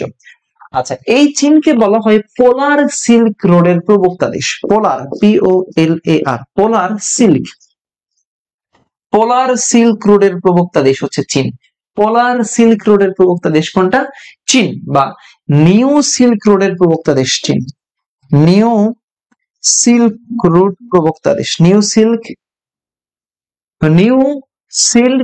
রোডের প্রবক্তা দেশ চীন। নিউ সিল্ক রোডের প্রবক্তা দেশ, নিউ সিল্ক রোডের প্রবক্তা দেশ চীন। পোলার সিল্ক রোডের প্রবক্তা দেশ চীন। এক দেশ দুই নীতি এই চীনে প্রচলিত। এক দেশ, এক দেশ দুই নীতি, এক দেশ দুই নীতি প্রযোজ্য কোথায়? প্রযোজ্য এই চীনে। কেন? এটা হংকং এর জন্য, একটু পরে আসবো, একটু পরে আসবো, এটা এই হংকং এর জন্য যে প্রযোজ্য। তো লিখে নেন, এক দেশ দুই নীতি প্রযোজ্য কোথায়? চীনে। হংকং এর জন্য এটা প্রযোজ্য। এক দেশ দুই নীতি, এক দেশ দুই নীতি প্রযোজ্য কোথায়? চীনে। এক দেশ দুই নীতি, কারণ চীনের কিছু, চীনের কিছু ই আছে, কি বলে, স্বায়ত্তশাসিত অঞ্চল আছে। এক দেশ দুই নীতি, এক দেশ দুই নীতি প্রযোজ্য চীনে, এক দেশ দুই নীতি। ওকে, তাহলে নির্যাতিত চীনের মুসলিম উপজাতির নাম হচ্ছে উইঘুর, তাই না? ধর্ম ওরা, এরা সুন্নি মুসলিম, ওরা সুন্নি মুসলিম, এটা চীনের জিনজিয়াং প্রদেশে বসবাস করে। এখান থেকে কিন্তু পরীক্ষায় প্রশ্ন হয়েছে। এরা বংশোদ্ভূত মধ্য এশিয়ার, তুর্কি বংশোদ্ভূত, হ্যাঁ, মধ্য এশিয়ায় তুর্কি বংশোদ্ভূত। এই এই যে এটা কিন্তু পরীক্ষায় এসেছিল একবার, যে এই মুসলিম উপজাতি উইঘুর, এটা হচ্ছে তুর্কি বংশোদ্ভূত। তুর্কি বংশোদ্ভূত লিখে দিতে পারেন, তুর্কি বংশোদ্ভূত। এরা হচ্ছে মধ্য এশিয়ার তুর্কি বংশোদ্ভূত। এরা এই যে উইঘুর মুসলিম উপজাতি আছে, তুর্কি বংশোদ্ভূত উইঘুর মুসলিম উপজাতি।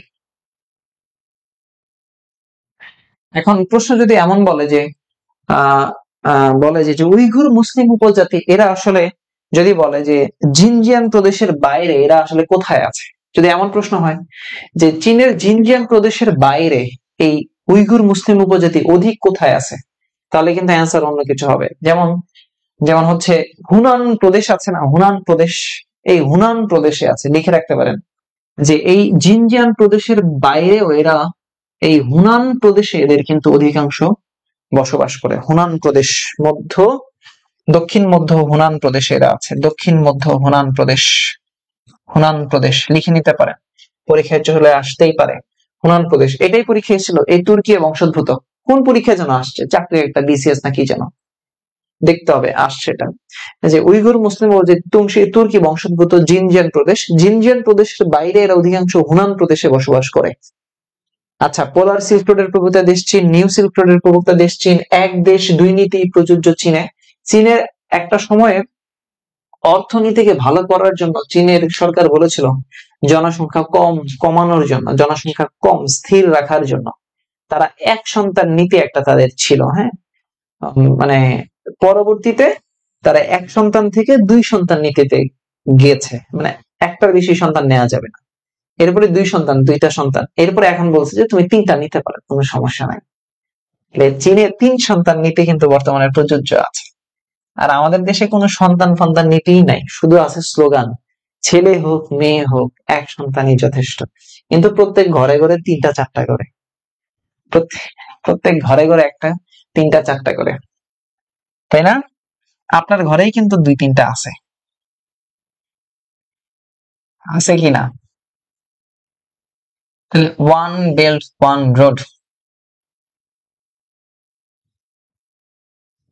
ওয়ান বেল্ট ওয়ান রোডের প্রকল্প কোন দেশ? চীন।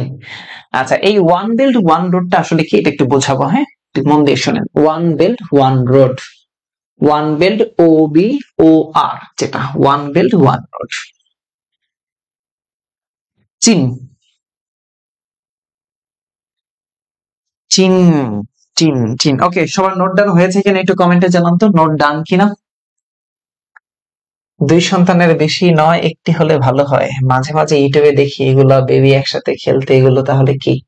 এতগুলো বেবি একসাথে খেলতেছে, এগুলো তাহলে কি? ওগুলো কি ওর কি আমি জানি? আমার কি জানার ক্ষমতা আছে? ওকে, ওয়ান বেল্ট ওয়ান রোড, একটু লিখেন, ওয়ান বেল্ট ওয়ান রোড। এইটার প্রবক্তা দেশকে চীন না, one belt one road, one belt one road, OBOR যেটা, হ্যাঁ, ওয়ান বেল্ট ওয়ান রোড। তো এই যে ওয়ান বেল্ট ওয়ান রোড, অর্থাৎ এটা যে অফিসিয়াল নাম, ওয়ান বেল্ট ওয়ান রোড বা এক পথ এক অঞ্চল, এক পথ এক অঞ্চল। কি বললাম ভাই? একটা পথ একটা অঞ্চল, এক পথ এক অঞ্চল, ওয়ান বেল্ট ওয়ান রোড।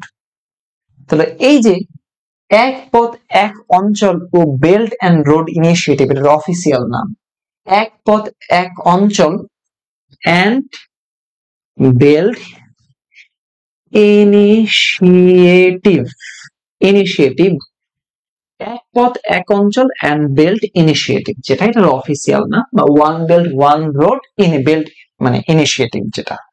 তো এইটা, এই নীতি এইটা গ্রহণ করা হয়েছিল 2013 সালে। কত সালে? 2013 সালে এই পরিকল্পনা করেছিল। তখন চীনের প্রেসিডেন্ট ছিলেন শি জিনপিং, আপনার নাম শুনেছেন হয়তো।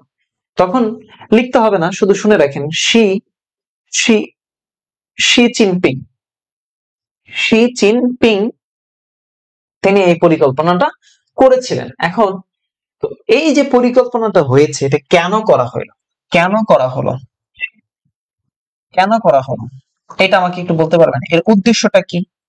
এর উদ্দেশ্যটা হচ্ছে যে আমাদের তিনটা মহাদেশ ব্যাপী একটা আন্তর্জাতিক যোগাযোগ বা করিডোর প্রতিষ্ঠা করা। করিডোর মানে কি? যেটা দিয়ে যোগাযোগ করা হয়। আমরা শিলিগুড়ি করিডোর করেছি না, যোগাযোগ স্থাপন করে জায়গায় আদান প্রদান হয়, ট্রানজিট, কাইন্ড অফ ট্রানজিট। তাহলে এটার উদ্দেশ্য হচ্ছে, এই ওয়ান বেল্ট ওয়ান রোডের ইনিশিয়েটিভের উদ্দেশ্যটা কি ছিল? যে তিনটি মহাদেশ ব্যাপী একটা যোগাযোগ অবকাঠামো, তিন মহাদেশ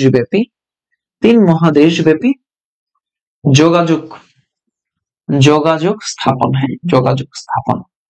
এই কারণে কি হয়েছিল, এটা এই নীতিটা নেওয়া হয়েছিল, বা অর্থনীতিকে উদীয়মান করার জন্য যে করিডোর প্রতিষ্ঠা, এটার জন্য এটা করা হয়েছিল। তো এই যে 3 মহাদেশের মধ্যে কতগুলো দেশ এটার আওতায় আসবে, এটা কিন্তু পরীক্ষায় এসেছে। প্রায় 70টা দেশ। কয়টা দেশ লিখে রাখতে পারেন, প্রায় 70টি দেশ। 70টি দেশ যে এটার আওতায় আসবে, 70টা দেশ। 70টা দেশ, এই 3 মহাদেশের মধ্যে 70টা দেশ এটার আওতায় আসবে। এখন এখন দেখেন, এখান থেকে পরবর্তীতে ওরা প্ল্যান করেছে যে 152টা দেশ এখানে নিয়ে আসবে। 152টি দেশ এটাকে নিয়ে আসবে, এটা পরিকল্পনা হচ্ছে। এখান থেকে একটা প্রশ্ন আসে যে এই ওয়ান বেল্ট ওয়ান রোড ইনিশিয়েটিভের মধ্যে, সেটা হলো যে এইটার পরিকল্পনা থেকে নিজেকে প্রত্যাখ্যান করেছে বা ত্যাগ করেছে যে দেশটা, নাম বলতে পারবেন, পরীক্ষা এসেছে কিন্তু, যে ভারত এবং ভুটান। এই ওয়ান বেল্ট ওয়ান রোড পরিকল্পনা ত্যাগকারী দেশ হচ্ছে ভুটান এবং ভারত। ত্যাগ, হ্যাঁ পরিকল্পনা ত্যাগকারী দেশ, পরিকল্পনা ত্যাগকারী দেশ লিখে রাখেন এভাবে, সেটা হচ্ছে ভারত এবং ভুটান। ওদের ভালো লাগে নাই, ভারত এবং ভুটান। তার পরীক্ষা এটাই আসে যে কয়টা দেশের মধ্যে, এই 70টা দেশের মধ্যে, 3টা মহাদেশের মধ্যে, এবং ত্যাগকারী দেশ হচ্ছে ভারত এবং ভুটান। ভারত এবং ভুটান এই one belt one road initiative, one belt one road initiative, এক পথ এক অঞ্চল। দেখি কমেন্টে জানান তো, আপনাদের কমেন্ট গুলো দেখি একটু। এবং আচ্ছা, একজন বলছে যে সিল্ক রোড, যেটা, হ্যাঁ সিল্ক রোড। আচ্ছা, সিল্ক রোড হচ্ছে আজ থেকে প্রায় 2000 বছর আগে, হ্যাঁ এই আজ থেকে 2000 বছর আগে, এই যে রেশম আছে না, রেশম, এই রেশম বাণিজ্যের জন্য ইরান এবং চীনের মধ্যে যে রোডটা হয়েছিল, যেটাকে বলা হয় সিল্ক রোড। সিল্ক মানে হচ্ছে রেশম। ইরান এবং চীনের মধ্যে আজ থেকে 2000 বছর আগে যে রোডটা করা হয়েছিল, সেটা হচ্ছে সিল্ক রোড, যেটা বর্তমানে নিউ সিল্ক রোড নামে পরিচিত। New silk road, new silk road, new silk road.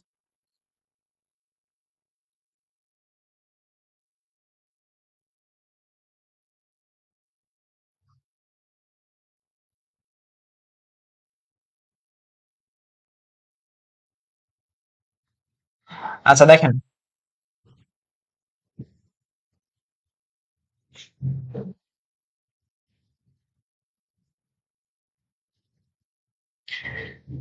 আচ্ছা ওকে, সবাই ক্লিয়ার? একটু কমেন্টে জানান সবাই ক্লিয়ার হয়েছেন কিনা, সবাই ক্লিয়ার হয়েছেন কিনা, সবাই ক্লিয়ার হয়েছেন কিনা যতটুকু আলোচনা করলাম। আরো অনেক কিছু আছে, আরো অনেক কিছু আছে, যেমন আমরা চীনের কিছু স্বায়ত্তশাসিত অঞ্চল আছে, এই অঞ্চলগুলো নিয়ে একটু আলোচনা করব। আচ্ছা, 9 ড্যাশ লাইন, 9 ড্যাশ লাইন, এটা কিন্তু আগে ছিল 11 ড্যাশ লাইন, হ্যাঁ। তো পরবর্তীতে 2টা ডট চীন সাগরের মধ্যে, দক্ষিণ চীন সাগরে যে 9 ড্যাশ লাইন ছিল, যেটা 9 ড্যাশ লাইন, আপনারা হয়তো নাম শুনেছেন 9 ড্যাশ লাইনের, নাম শুনেছেন কিনা আমি জানি না। 9 ড্যাশ লাইন দক্ষিণ চীন সাগরে, দক্ষিণ চীন সাগরের মধ্যে যে চীনের যে সীমানা, সেটাকে বলা হয় 9 ড্যাশ লাইন। প্রশ্ন আসে যে 9 ড্যাশ লাইন কোন দেশের সাথে জড়িত? চীনের সাথে জড়িত। এটা আসলে ছিল 11 ড্যাশ লাইন, 2টা ডট কমানো হয়েছিল সেই ড্যাশ লাইন থেকে, 1947 সালে। 50 সালের দিকে গিয়ে 2টা ডট কমানোর ফলে সেই লাইনটার নাম হয়ে যায় 9 ড্যাশ লাইন। প্রশ্ন যেটা আসে যে 9 ড্যাশ লাইন কোথায় আছে? চীন। আচ্ছা, চীনের কিছু স্বায়ত্তশাসিত অঞ্চল, হ্যাঁ চীনের অধীনে যেসব স্বায়ত্তশাসিত অঞ্চল আছে, এর মধ্যে একটা অঞ্চল হচ্ছে তিব্বত। আপনারা তিব্বতের নাম শুনেছেন, তিব্বত, তিব্বতের নাম আপনারা হয়তো অনেকেই শুনেছেন। তো দেখো, এই যে তিব্বত যে দেশটা আছে, এই তিব্বত চীনের অধীনে আসলো কেন? কারণ হলো এই তিব্বত 1950 সালে চীনের কাছে তার সার্বভৌমত্ব হারায়। এই প্রশ্নটা এসেছে, চীনের কাছে এই তিব্বত যে দেশটা আছে, এই চীনের কাছে সার্বভৌমত্ব হারায়, সার্বভৌমত্ব, সার্বভৌমত্ব হারায়, সার্বভৌমত্ব হারায় কত? 1950-তে। চীনের কাছে 1950 সালে সেই সার্বভৌমত্ব হারায়। এর ফলে চীন তাকে এখন অধীনে নিয়ে নিয়েছে। দেখো এই যে তিব্বত যে দেশটা আছে, এই তিব্বতের যে ধর্ম, তিব্বতের রাজধানী হচ্ছে লাসা। তিব্বতের রাজধানী হচ্ছে লাসা, যেটাকে বলা হয় নিষিদ্ধ নগরী, একটু পরে আলোচনা করব। তিব্বতের যে ধর্মীয় নেতা আছে তাকে বলা হয় দালাই লামা। দালাই লামা, তিব্বতের ধর্মীয় নেতার নাম হচ্ছে দালাই লামা। কি লামা? দালাই লামা। তিব্বতের যে রাজধানী আছে, তিব্বতের রাজধানী হচ্ছে লাসা।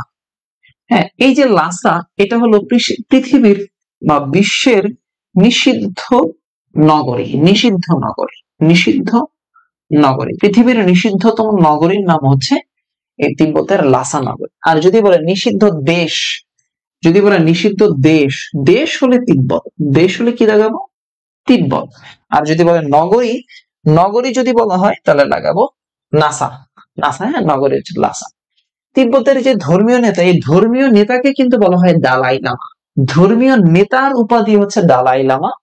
বর্তমানে একজন ধর্মীয় নেতা আছে, তার নাম হলো তেনজিং গিয়াৎসু। বর্তমানে যে ধর্মীয় নেতা তার নাম হচ্ছে তেনজিং গিয়াৎসু।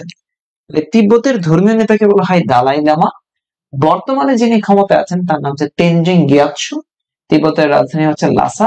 পৃথিবীর নিষিদ্ধতম নগরী লাসা। নিষিদ্ধতম দেশ হচ্ছে তিব্বত। নিষিদ্ধতম দেশ কি? তিব্বত। নিষিদ্ধতম দেশ হচ্ছে তিব্বত। আচ্ছা, এই তিব্বত একটা জায়গা আছে।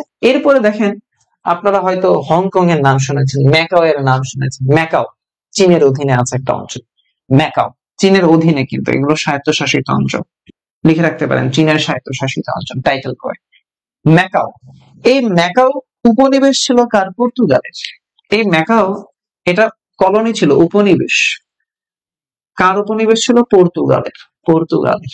প্রশ্ন আসে যে পূর্বে ম্যাকাও কার উপনিবেশ ছিল? পর্তুগালের। পূর্বে ম্যাকাও কার উপনিবেশ ছিল? পর্তুগালের। তো এই পর্তুগাল কিন্তু ম্যাকাওকে শাসন করে প্রায় 442 বছর। আপনারা শুনলে অবাক হয়ে যাবেন। এই পর্তুগাল, এই পর্তুগাল ম্যাকাওকে শাসন করে কত বছর জানেন? শাসন করে 442 বছর শাসন করেছে। 442 বছর।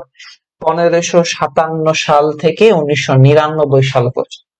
লিখে রাখতে পারেন 1557, শুধু জানার জন্য, শুধু জানার জন্য লিখে রাখতে পারেন 1557 সাল থেকে 1999 সাল পর্যন্ত এই পর্তুগাল ম্যাকাওকে শাসন করেছে। তো পরবর্তীতে পরবর্তীতে ম্যাকাও এই চীনের অন্তর্ভুক্ত হয় 1999 সালে। এই যে দেখেন, এই যে 99 বললাম না, এই যে ম্যাকাও 1999 সালে চীনের অধীনে আসে। চীনের অধীনে আসে। খেয়াল করেন, একটু মন দিয়ে শুনেন, এখান থেকে একটা প্রশ্ন হয়। 1999 সালে যে চীনের অধীনে সে আসলো, এই 1999 সালে চীনের অধীনে আসলো 50 বছরের জন্য। 50 বছরের জন্য। কত বছরের জন্য ভাই? 50 বছরের জন্য। তাহলে দেখেন, খেয়াল করেন, তাহলে এই ম্যাকাও যে চীনের অধীনে আসলো 50 বছরের জন্য, এটার মেয়াদটা শেষ হবে কত সালে? এটার মেয়াদ শেষ হবে কত সালে? 1999 সালে সে চীনের অধীনে আসলো। যদি 50 বছরের জন্য চীনের অধীনে আসে, তাহলে মেয়াদ শেষ হবে কত সালে? 2049 সালে। 2049 সালে। তাহলে এই প্রশ্নটাই আসে যে ম্যাকাও চীনের অন্তর্ভুক্ত হয়েছে কত বছরের জন্য, বা ম্যাকাও যে এক দেশ দুই নীতি, এক দেশ দুই নীতি, এই যে এক দেশ দুই নীতি যে প্রযোজ্য, এই যে ম্যাকাও একটা দেশ, এখানেও কিন্তু আছে। কত বছরের জন্য? কত বছরের জন্য? কত বছরের জন্য?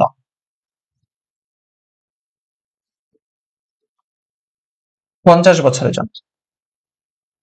কত বছর? 50 বছরের জন্য। এই যে এক দেশ দুই নীতি, 1900 1900, আচ্ছা, না না না, আবার চীনের কাছেই থাকবে, চীনের কাছেই থাকবে, আবার মেয়াদ এক্সটেন্ড হবে, চীনের কাছেই আসবে, চীন শাসন করবে। তাহলে দেখো, বর্তমানে ম্যাকাও কিন্তু এক দেশ দুই নীতি মানে পরিচালিত হচ্ছে। তাহলে প্রশ্ন হতে পারে যে এক দেশ দুই নীতি প্রযোজ্য আছে নিচের কোন অঞ্চলের জন্য? চীনের, মানে কি বলে, ম্যাকাও এর জন্য চীনে প্রচলিত আছে।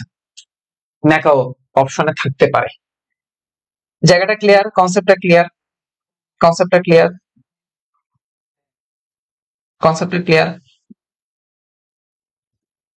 কনসেপ্টটা ক্লিয়ার? ওকে। আচ্ছা, তাহলে দেখেন, একটা হলো তিব্বত, একটা হচ্ছে ম্যাকাও আর একটা হচ্ছে তাইওয়ান। একটু তাইওয়ান নিয়ে আলোচনা করি। তাইওয়ান দেখেন, এই যে তাইওয়ান যে দেশটা আছে, এই তাইওয়ান আমরা প্রোডাক্টের ক্ষেত্রে কিন্তু দেখি যে মেড ইন তাইওয়ান এরকম থাকে না, মেড ইন তাইওয়ান। তাইওয়ানের প্রোডাক্ট আপনারা দেখেন না, ভাবেন যে তাইওয়ানের প্রোডাক্ট অনেক ভালো, এই প্রোডাক্টটা কিনি, আসলেই ভালো প্রোডাক্ট। তো এই যে তাইওয়ান যে দেশটা আছে, এই তাইওয়ান কিন্তু হচ্ছে চীনের কাছে সার্বভৌমত্ব হারিয়েছে। কেউ কি বলতে পারবেন যে তাইওয়ান কবে সার্বভৌমত্ব হারিয়েছে চীনের কাছে? তাইওয়ান কবে সার্বভৌমত্ব হারিয়েছে? বাংলাদেশ যে স্বাধীন হয়েছে 1971 সালে, 1971 সালে চীনের কাছে সার্বভৌমত্ব হারায়। চীনের কাছে, চীন দখল নেয়, হ্যাঁ, চীনের কাছে সার্বভৌমত্ব হারায়, সার্বভৌমত্ব সার্বভৌমত্ব হারায়। তো এই যে সার্বভৌমত্ব হারায়, তাহলে এখন কথা হলো যে এই তাইওয়ান স্বাধীন তো হয়েছিল, তাইওয়ান কিন্তু 1949 সালে স্বাধীন হয়েছিল, হ্যাঁ, তাইওয়ান স্বাধীন হয় 1949 সালে, কিন্তু চীনের কাছে সে এসে সার্বভৌমত্ব হারায় 1971 সালে। কত সালে? 1971 সালে। এবং এই তাইওয়ানের পূর্ব নাম তাইওয়ান ছিল না, এই তাইওয়ানকে আমরা ফরমোজা নামে জানি, কিন্তু তাইওয়ানের পূর্ব নাম হচ্ছে ফরমোজা। আমরা একটা প্রণালী পড়বো, ফরমোজা প্রণালী। যখন প্রণালীর ক্লাস করব তখন দেখবেন এই তাইওয়ানের মধ্যে পৃথককারী যে প্রণালী আছে তার নাম হচ্ছে ফরমোজা প্রণালী। আসবো আমরা প্রণালী পড়াতে গেলে। তাহলে এই তাইওয়ানের পূর্ব নাম হচ্ছে ফরমোজা, চীনের পূর্ব নাম ক্যাথে, তাইওয়ানের পূর্ব নাম হচ্ছে ফরমোজা। তাইওয়ানের পূর্ব নাম কি? ফরমোজা। তাইওয়ানের পূর্ব নাম ফরমোজা। এই তাইওয়ানের সাথে বাংলাদেশের একটা সম্পর্ক আছে। সেই সম্পর্কটা কি? তাইওয়ানের সাথে বাংলাদেশের সম্পর্কটা কি? এই তাইওয়ানের সাথে বাংলাদেশের বাণিজ্য চলে। আমরা একটু আগে বলতেছিলাম যে মেড ইন তাইওয়ান আপনারা দেখেন, তাই না? আমি একটু আগে বলছিলাম যে আপনারা তাইওয়ান দেখেন, আপনারা তাইওয়ান বলেন যে এই প্রোডাক্টটা মেড ইন তাইওয়ান, অর্থাৎ এই তাইওয়ানের সাথে বাণিজ্য কার্যক্রম চলে, কিন্তু এই তাইওয়ানের সাথে আমাদের কোনো ধরনের কূটনৈতিক কার্যক্রম নাই। এটাই যে নিচের কোন দেশের সাথে বাংলাদেশের বাণিজ্য চলে কিন্তু কূটনৈতিক সম্পর্ক নেই, তার নাম হচ্ছে তাইওয়ান। বাংলাদেশের সাথে বাণিজ্য, বাংলাদেশের সাথে বাণিজ্য কার্যক্রম চলে, বাংলাদেশের সাথে বাণিজ্য কার্যক্রম চলে কিন্তু কূটনৈতিক সম্পর্ক নেই। বাংলাদেশের সাথে বাণিজ্য কার্যক্রম চলে কিন্তু কূটনৈতিক সম্পর্ক নেই। বাংলাদেশের সাথে বাণিজ্য কার্যক্রম চলে কিন্তু কূটনৈতিক সম্পর্ক নেই। একটু লিখে রাখেন, বাংলাদেশের সাথে বাণিজ্য কার্যক্রম চলে কিন্তু কূটনৈতিক সম্পর্ক নেই। বাংলাদেশের সাথে বাণিজ্য কার্যক্রম চলে কিন্তু কূটনৈতিক সম্পর্ক নেই। কোন দেশের? তাইওয়ানের। তাইওয়ান। হরমোজা প্রণালী না রে ভাই, ফরমোজা প্রণালী। হরমোজ একটা প্রণালী আছে, হ্যাঁ, কি কমেন্ট করবো এটা? শ্রুতি। হরমোজা না রে ভাই, ফরমোজা নামে একটা প্রণালী আছে। এই তাইওয়ানের পূর্ব নাম হচ্ছে ফরমোজা। ওকে, তাহলে দেখেন, তিব্বত, ম্যাকাও, তাইওয়ান। আমরা আরেকটা অঞ্চল নিয়ে আলোচনা করব, হংকং নিয়ে আলোচনা করব।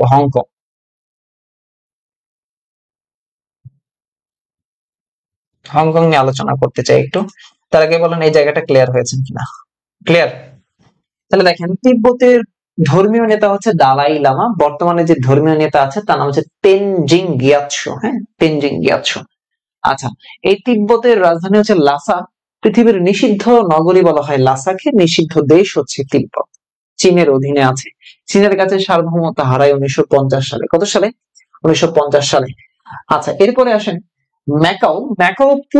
ম্যাকাওকে পূর্বে প্রায় 442 বছর শাসন করেছে কোন দেশ? পর্তুগাল। পর্তুগালের উপনিবেশ সে ছিল। পরবর্তীতে 1999 সালে চীনের অধীনে সে আসে এবং চীন 50 বছরের জন্য এই ম্যাকাওকে শাসন করছে। অর্থাৎ এই যে ম্যাকাও যে শাসন করছে, এটা কবে নাগাদ এর মেয়াদ শেষ হবে? 2049 সালে মেয়াদ শেষ হবে। অপরদিকে তাইওয়ান 1971 সালে চীনের কাছে সে সার্বভৌমত্ব হারিয়েছে, যার পূর্ব নাম হচ্ছে ফরমোজা। বাংলাদেশের সাথে এই তাইওয়ানের বাণিজ্যিক সম্পর্ক আছে কিন্তু কূটনৈতিক সম্পর্ক নেই। ওকে, বলেন তো আমাকে ক্লিয়ার কিনা? আমরা একটু আলোচনা করতে চাই আরো কয়েকটা জিনিস নিয়ে। আমরা পেইড ব্যাচে আরো আলোচনা করবো। হ্যাঁ, আমাদের আজকে পেইড ব্যাচের ক্লাস তো আছে সন্ধ্যা 7:30 বেসিক টু অ্যাডভান্স ব্যাচ 2.0। আপনারা যারা সাধারণ জ্ঞান একটু ভালো করে পড়তে চান, যারা চাকরি প্রত্যাশী আছেন, তাদের জন্য আমাদের জব ব্যাচ আছে একটা। জবের ব্যাচ। যারা সেকেন্ড টাইমার তাদের জন্য আলাদা একটা ব্যাচ আছে। যারা এইচএসসি 24 ব্যাচের শিক্ষার্থী তাদের জন্য ব্যাচ আছে, আলাদা আলাদা ব্যাচ। তো সবগুলো ব্যাচেরই কোর্স ফি হচ্ছে 1020 টাকা, কারণ আমি বেসিক টু অ্যাডভান্স পড়াই। হ্যাঁ, খুব সুন্দর করে পড়ানোর চেষ্টা করি আমি যতটুকু জানি।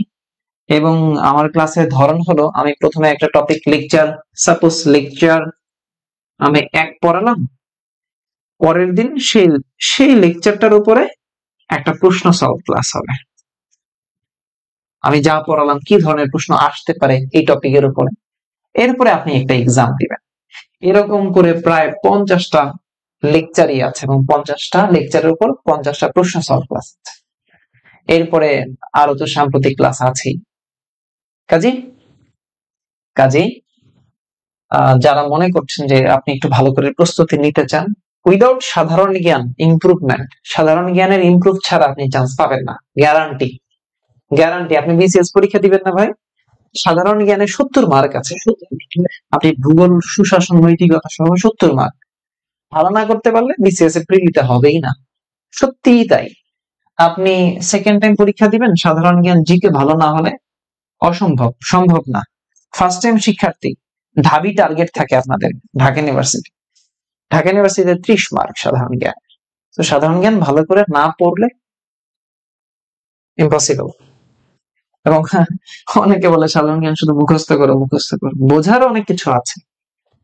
তো যারা যারা ভর্তি হতে চান, ওই যে দেখেন নিচে একটা নাম্বার যাচ্ছে 01793635815, জাস্ট হোয়াটসঅ্যাপ করেন এই নাম্বারে যে ভাই আমি ভর্তি হতে চাই, আজকে রাতে ক্লাস আছে, আমাদের সন্ধ্যা 7:30 ক্লাস আছে, ইনশাআল্লাহ আপনি এনরোল করেন, আমাদের সাথে যুক্ত হয়ে যান।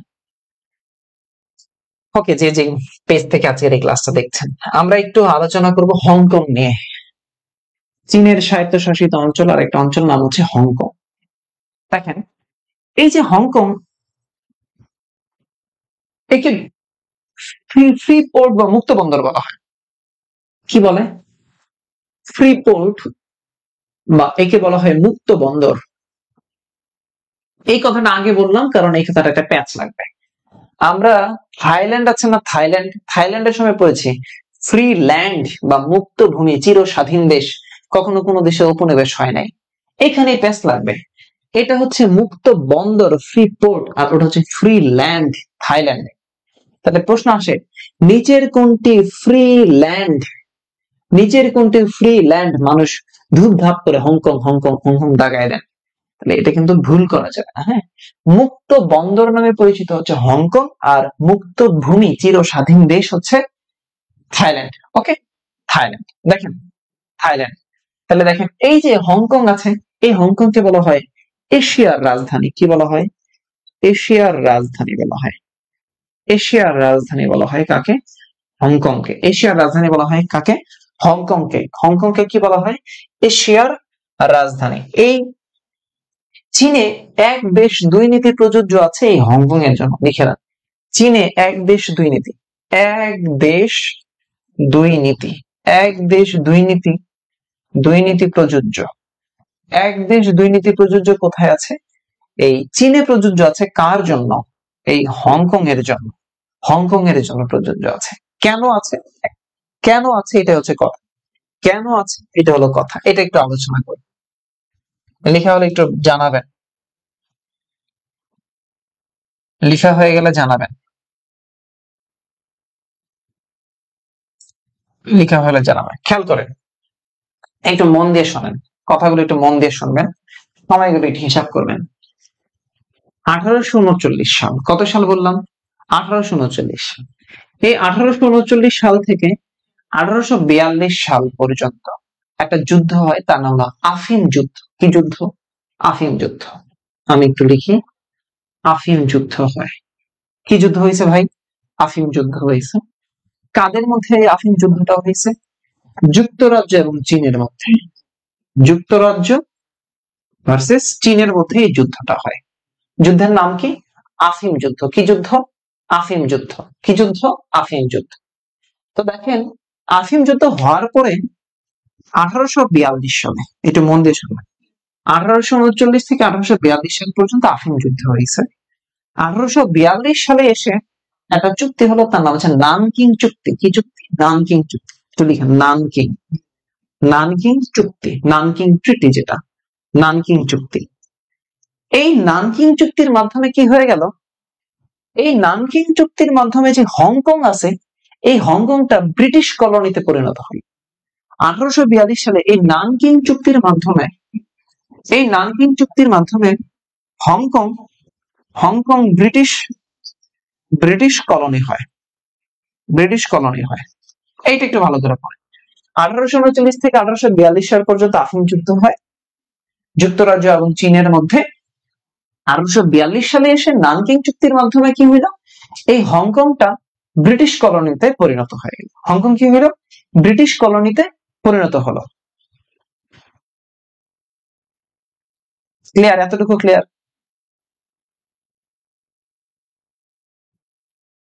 ক্লিয়ার? এতটুকু ক্লিয়ার?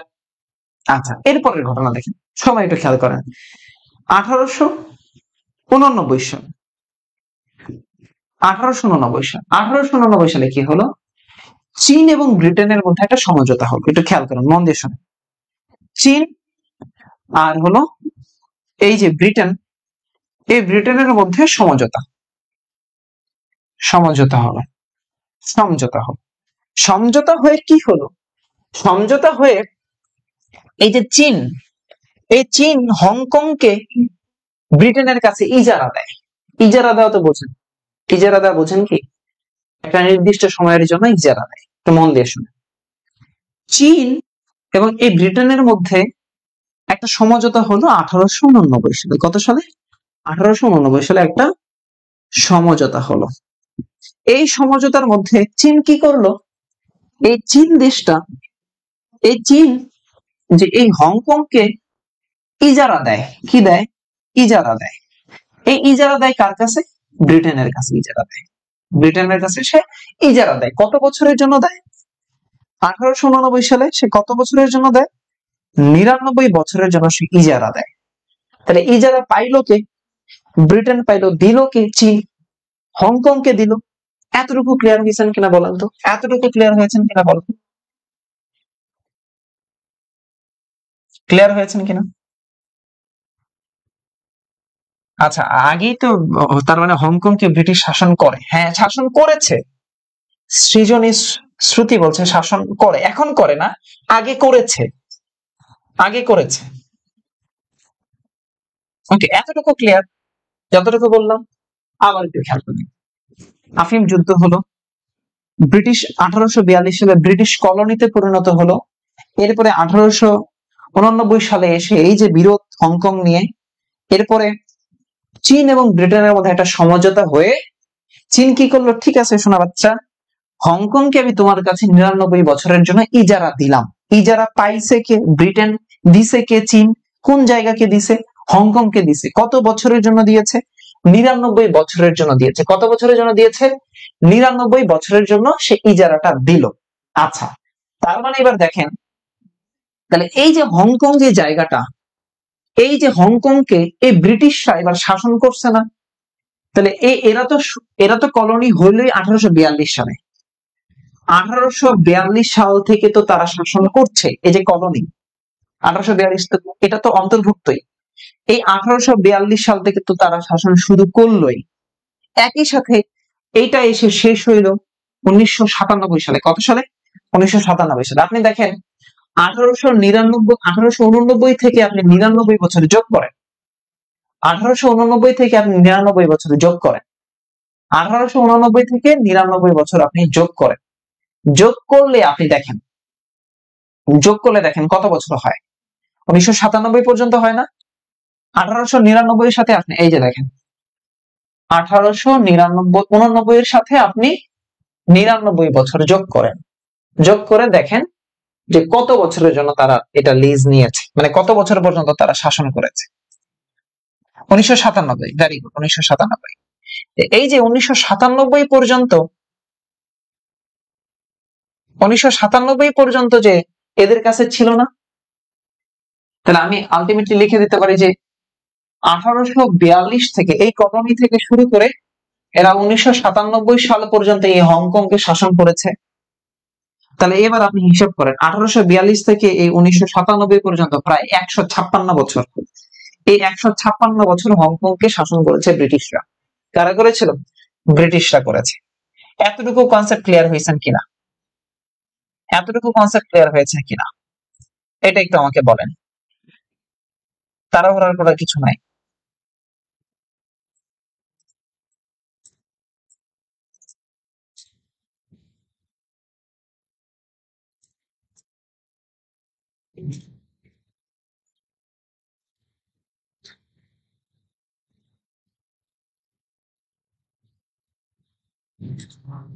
ক্লিয়ার হয়েছেন কিনা?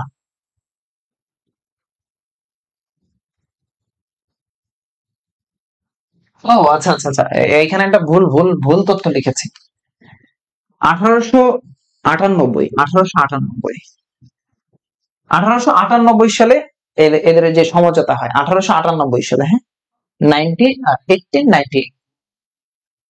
এই যে এখানে আপনারা নিজেরা হয়তো কনফিউশন হয়ে গেছেন। এই যে 1899 সালে 1898 সালে চীন এবং ব্রিটেনের মধ্যে একটা সমঝোতা হয়। সেই সমঝোতা হয়ে চীন এই ব্রিটেনের কাছে হংকংকে ইজারা দেয় 99 বছরের জন্য। হিসাব করে দেখেন, যোগ করেন 1898 সাল, এর সাথে 99 যোগ করেন, 1997 সাল হয়ে যায়। দেখেন 1997 সাল পর্যন্ত। দেখেন এতটুকু কনসেপ্ট ক্লিয়ার হয়েছেন কিনা বলেন। ওটা আমি লিখতে গিয়ে ভুল লিখেছি। ক্লিয়ার হয়েছেন কিনা? ক্লিয়ার? এতটুকু ক্লিয়ার? যারা দেখছেন এতটুকু ক্লিয়ার হয়েছেন ভাই? আচ্ছা, এই জন্যই বলি হিসাব মেলে না। হিসাব তো মিলবেই, হিসাব তো মিলবেই, ভুলভাল আসবে না, হিসাব হিসাব মিলবে। আচ্ছা ওকে, তাহলে এই যে হংকংকে ব্রিটিশরা কত বছর শাসন করলো? 156 বছর, 1842 সাল থেকে। তাহলে 1839 থেকে 1842 পর্যন্ত আফিম যুদ্ধ হয় যুক্তরাজ্য এবং চীনের মধ্যে। 1842 সালে এসে নানকিং চুক্তির মাধ্যমে এই হংকং ব্রিটিশ কলোনিতে পরিণত হয়। অর্থাৎ 1842 সালে কলোনি হইল ব্রিটিশদের এই হংকং। 1898 সালে এসে চীন এই ব্রিটেনের কাছে হংকংকে ইজারা দেয় 99 বছরের জন্য। কত বছরের জন্য? 99 বছরের জন্য। অর্থাৎ তাহলে এই ইজারার মেয়াদ 1997 সাল পর্যন্ত ছিল।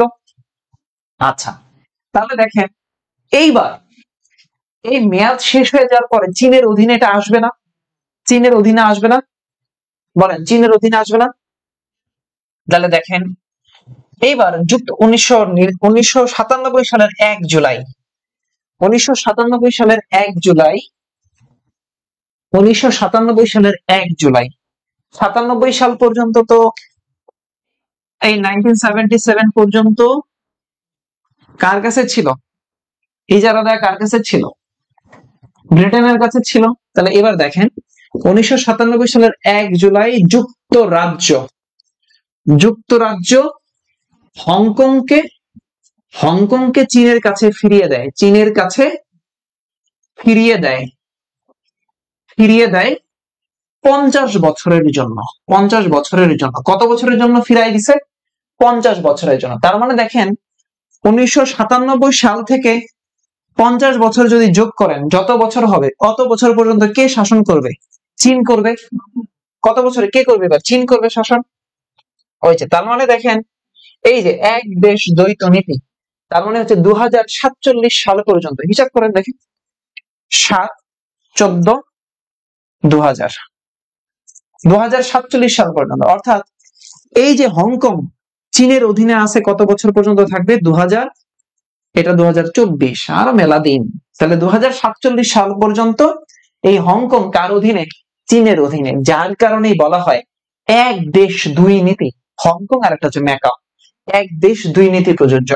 One country to system. One country to system. বুঝতে পারছেন? এক দেশ দুই নীতি। আবার ক্লিয়ার করি, 1839 থেকে 42 পর্যন্ত আফিম যুদ্ধ হয়েছে যুক্তরাজ্য এবং চীনের মধ্যে হয়েছে। 1842 সালে নানকিং চুক্তির মাধ্যমে এই হংকং ব্রিটিশ কলোনিতে পরিণত হইল, ব্রিটিশ কলোনিতে হয়েছে। আচ্ছা, অর্থাৎ 1842 সালে এই ব্রিটিশরা হংকংকে শাসন শুরু করলো। 1898 সালে চীন এবং যুক্তরাজ্যের মধ্যে, ব্রিটেনের মধ্যে একটা সমঝোতা হয়েছে। সেই চুক্তির মাধ্যমে বলল যে, সেই চুক্তির মধ্যে এই চীন কি করলো, হংকংকে এই ব্রিটিশদের কাছে ইজারা দিয়েছে 99 বছরের জন্য, অর্থাৎ 1997 সাল পর্যন্ত সে ব্রিটেনের কাছে থাকবে। কে? হংকং। কে দিছে? চীন দিছে। কত বছরের জন্য? 99 বছরের জন্য। মেয়াদ শেষ, 97 পর্যন্ত আসলাম আমরা। শেষ হওয়ার পরে এইবার এই যে এই ব্রিটেন কি করলো,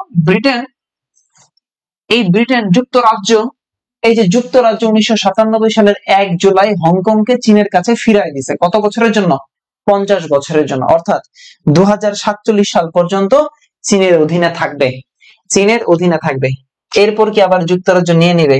এরপর কি হবে না হবে সেটা আগে নয়, আগে আমাকে বলো এতটুকু ক্লিয়ার কিনা। এরপর কে নিবে না নিবে সেটা পরে, আগে বলো এতটুকু ক্লিয়ার কিনা। তাহলে এক দেশ দুই নীতি প্রযোজ্য কার সাথে? এই হংকং চীনে প্রযোজ্য আছে হংকং এর জন্য। তাহলে দেখো ম্যাকাও যে চীনের অধীনে আছে কত বছর পর্যন্ত থাকবে? 2049 সাল পর্যন্ত। আর এই যে হংকং 2047 সাল পর্যন্ত। ক্লিয়ার কিনা বলো? ক্লিয়ার? জিনাত রুকাইয়া, আপনি আমাকে পেজে নক করেছিলেন কিন্তু আপনার রেসপন্স আমি পাই না। সো আপনার একটা অথেন্টিসিটি লাগবে, যে আপনি কাইন্ডলি নক করবেন আবার। হ্যাঁ, আপনি একটু কাইন্ডলি আমাদেরকে আবার নক করবেন। জিনাত রুকাইয়া নামে একজন ব্যক্তি, ঠাকুরগাঁও, রাজশাহী থেকে, জব ক্যান্ডিডেট। আপনি একটু আবার রেসপন্স করবেন আমাদেরকে। আপনি যে ইনফরমেশন দিয়েছেন পুরো পূর্ণাঙ্গ ভাবে ইনফরমেশন দেন নাই, ট্রানজেকশন আইডি, বিকাশ, নগদ, রকেট কিছুই দেন নাই। So we have to rectify the authenticity of your transaction. এরপরে আপনাকে অ্যাড করা হবে, আপনি একটু রেসপন্স করবেন। তাই ক্লিয়ার বাচ্চারা? ক্লিয়ার সত্যি? ওকে, ক্লিয়ার হয়ে গেল তো আলহামদুলিল্লাহ। ওকে, যেসব বাচ্চা কাচ্চা সাধারণ জ্ঞান একটু ভালো করে পড়তে চান, যারা ফার্স্ট টাইমার, সেকেন্ড টাইমার, তাদের জন্য তো ব্যাচ আলাদা। আর জব প্রার্থী যারা আছেন, জব প্রত্যাশী যারা আছেন, তাদের জন্য তো ব্যাচ আছেই আলহামদুলিল্লাহ। বেসিক টু অ্যাডভান্স ধরে একটু আলোচনা করবে ইনশাআল্লাহ।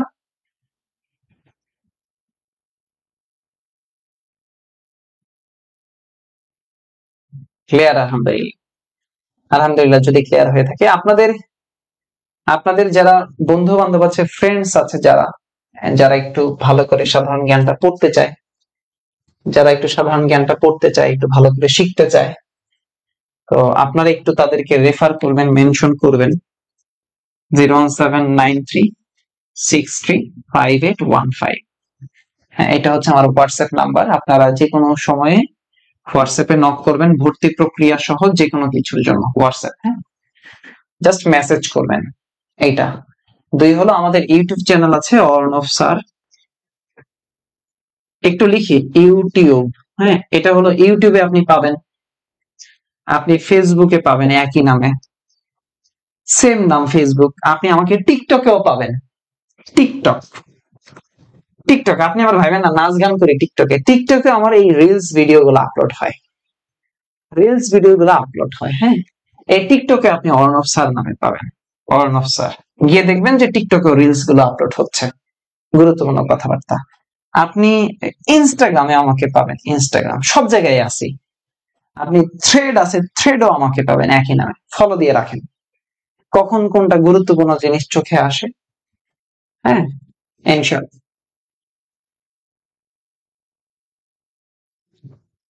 এই তো, যাই হোক, ইনশাআল্লাহ আপনাদের সাথে আবার আলোচনা করব আগামী দিন সাধারণ জ্ঞান নিয়ে। সবাই একটু ভালো থাকবেন, সুস্থ থাকবেন। আল্লাহ হাফেজ, আসসালামু আলাইকুম।